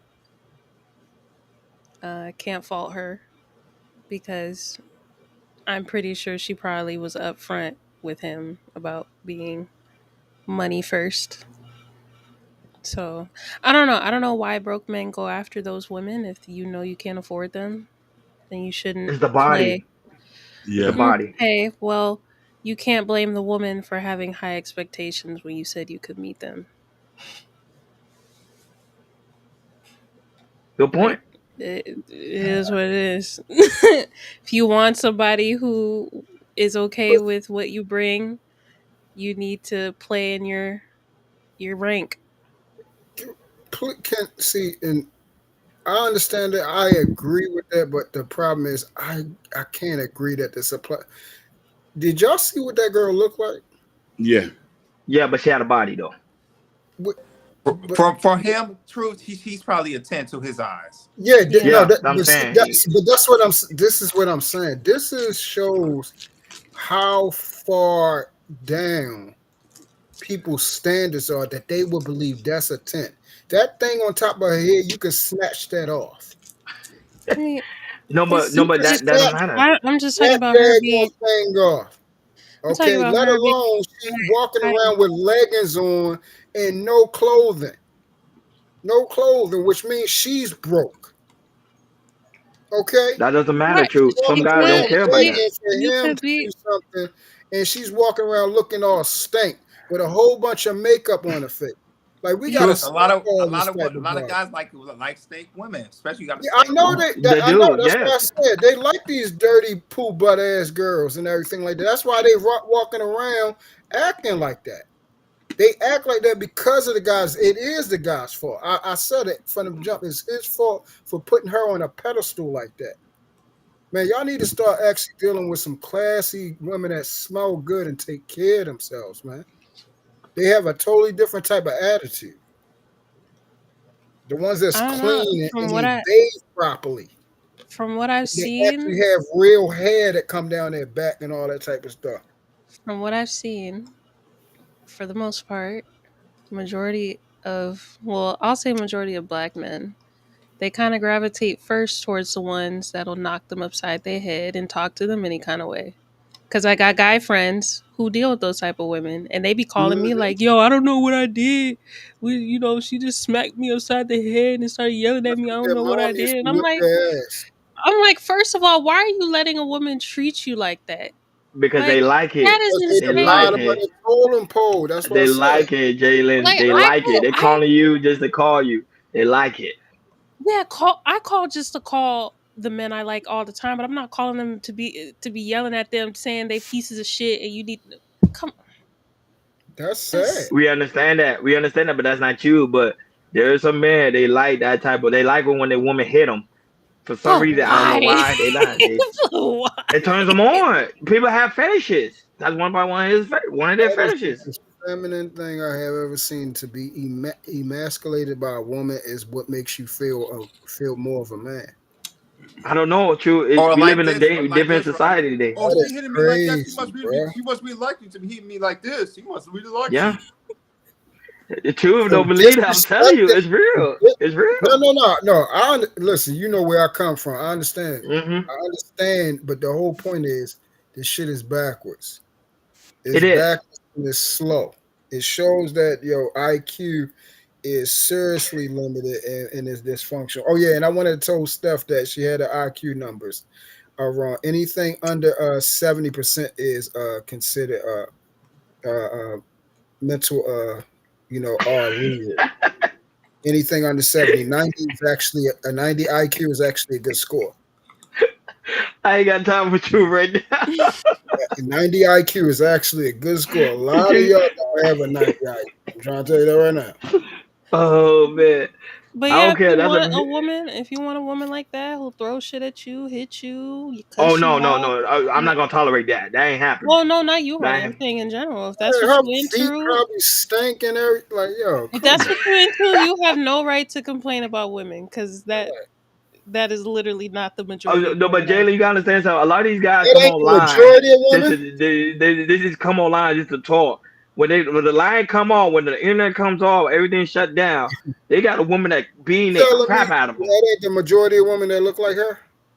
I didn't say. I was talking about the behavior. The She talking majority about the behavior. You're act saying the like majority of women don't act like her either. yeah, they don't. Not Yeah, really, no. you're not dating her. Exactly, no. Yeah, Unless you're in the city, but that's only if you're in the city. But you outside the city, not really, no. you're not dating her. You're True. not. I can Oh, guarantee you, you are Yeah. not. Every woman that you have been with has not been knocking you upside your head. No, I didn't say knocking up. I said that attitude that is called entitlement. Majority of Entitlement is different from majority of being women are violent and entitled and abusive. spoiled, just like the her, where they think that because they have upstairs and downstairs, and it means that they have the gender of a female, they deserve something. They actually use that word deserve, which is like I don't understand how people even use that type of word. Who told you you deserve anything? the man that used to deal with in the past, Right, the spoiled suck. them. Yeah, the That the suck. sucker. Yeah, That one when they come across a real man, most of the time, yeah, a real man gonna set her straight. She gonna walk in a straight line. yeah. Majority of the time. Or she gonna say you mean. So She what? gonna call she gonna call you mean because you don't do everything she actually asks do. That's what I'm saying. That's why I'm gonna say. So what? Is that you Yeah, gonna do what I say, or there's the door behind you? Keep it moving. that's how you do it. Okay. Let's go. I mean, does she really mean it, or is it like you're mean, but I still love you though? No, no, no, no, no, no, no, Oh, no, no. Now, every I'm type of I'm, women actually get I'm the turned on second by a one. man like that. A man that's very strong and firm in Oh what he's yeah, saying. yeah, They Yeah, it get yeah. tells turned me no. on by Yeah, that. I Oh wouldn't say yeah. turned on. I prefer that because that's actually a human being and not a yes Actual, man. real, actual, authentic women want an actual, authentic man. Regardless Yes. whether he gets on their nerves or not, that's what they want. They want to be told what to do. They want to know that the man is being responsible for them. They want to be led. Damn, true. You giving out free game. Free Okay, game, I dog. can't fully agree with truth because I'm hyper independent. I would say I like a man who looks out for me and tells me the truth and is honest. Mhm. How can you I taking like notes? that. I hope I can't Yeah, taking notes. He be I'm quiet. listening. I'm like, you better Like be when I taking say I want notes. to be with my best friend, I want to be with my best friend. I'm ready to come home now. Oh Yeah, my god. yeah. That's what I am. I done Yeah. married my best friend in I five just more want my months. family back. Yeah, That's all. about to marry my So that bestie. That's my So that baby.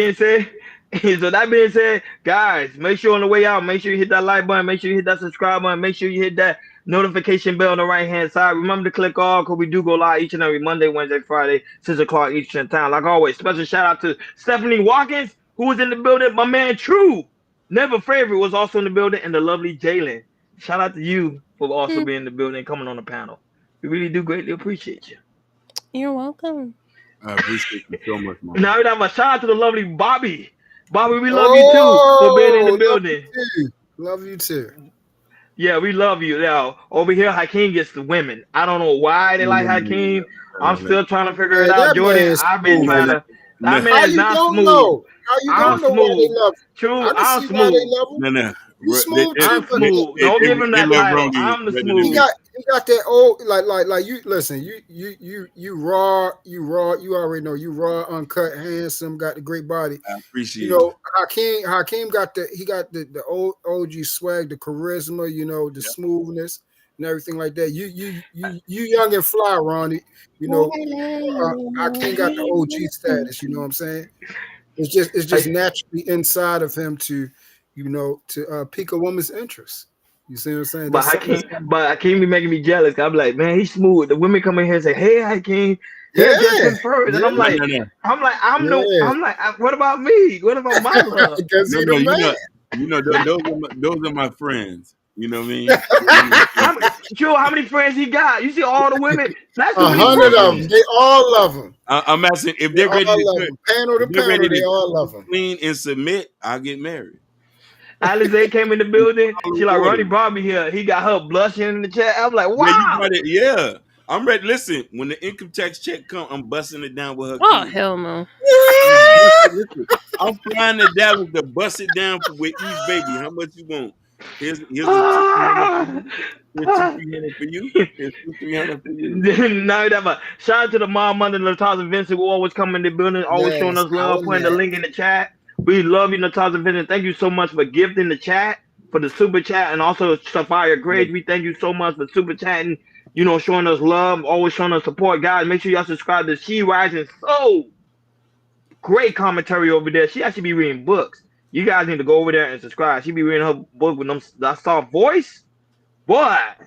Her channel is pinned on the channel. It's pinned in the chat. Yes. So when you guys go watch the replay, it is pinned on the channel. Just click on it and y'all go support my sister. Let's build her channel up to 1K subscriber. Now that, but shout out to the lovely Mimi, also in the building, one of the co-hosts of the Shiesty Avengers. She come over here always showing us love and support. I know y'all also better start building me up too, damn it. We got you. We didn't finish. I'm going down the line. Shout out to Alize. She also a co-host of the Shiesty Avengers. She was also in the building. Thank you, because I invited her. Thank you for coming by. We really do greatly appreciate it. And Truth, you already know. Truth number favorite. Y'all go and make sure y'all go and subscribe. Him and his soon-to-be wife also be on the panel with him. They talk about, I'm not gonna lie, they talk about the gospel. They talk about building up marriages, relationships, all the good stuff. See, Truth, you thought I wasn't listening. I actually do listen. See, you don't understand. I'm everywhere. I'm everywhere. I don't be in the chat, but I'm everywhere. But you be see, he too laughing because you know I'm saying the truth. So he over there, he doing his thing. You know, shout out to him. But guys, make sure y'all go subscribe to Truth Never Favorite. His link is also pinned, not pinned, but it's also in the chat. Because you only can pin. That's one thing I don't like about it. You can't pin multiple things. You only can pin one thing at a time. But thank you, Natasha, for putting his link in the chat. So you guys make sure to go subscribe to my brother Truth. Let's get him to 1K subscriber as well. Jalen, I don't know. Are you starting the channel too, Jalen, or no?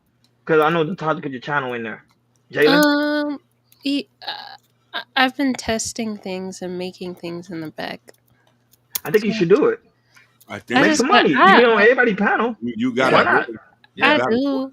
But like I gotta create topics. Yeah. Okay. Baby J you know how many topics out here to create? She go you go on anybody panel, you just grab video reaction. That's it. Make money. Or video blog your life. I'm about to start being more consistent though, for real. I'm about to start being more consistent. I can't vlog my life. Y'all just see me going to Barnes and Noble and shit. Yeah, because they're gonna react to it. Yeah, that's right. Shout out to the lovely Tequila, soon to be Truth wife.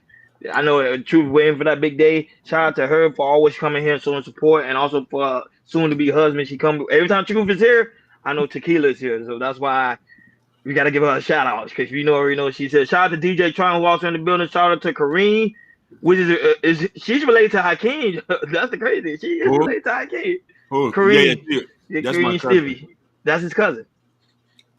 Shout out to Fresh Sound. Urban Noise was also in the building. Ken Dog, the mom father, was also in the building. I know he left because I know he's on his way to work. Shout out to him. He can also go and watch the replay. Shout out to No Chaser. He's not in the building today, but normally he goes back and watch the replay. Nightish goes back, watch the replay, and sometimes also do video reaction to our stuff.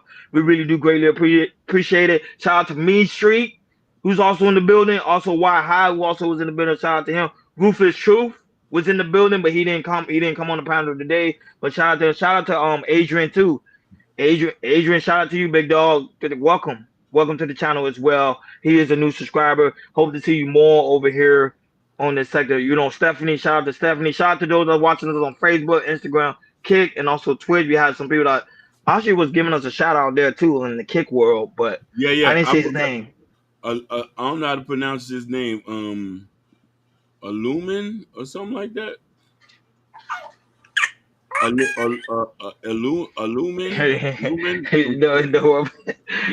Yeah, she said, "Hurry up." And shout out to John J. Shout out to John JG for also being in the building. John JG for being in the building. Shout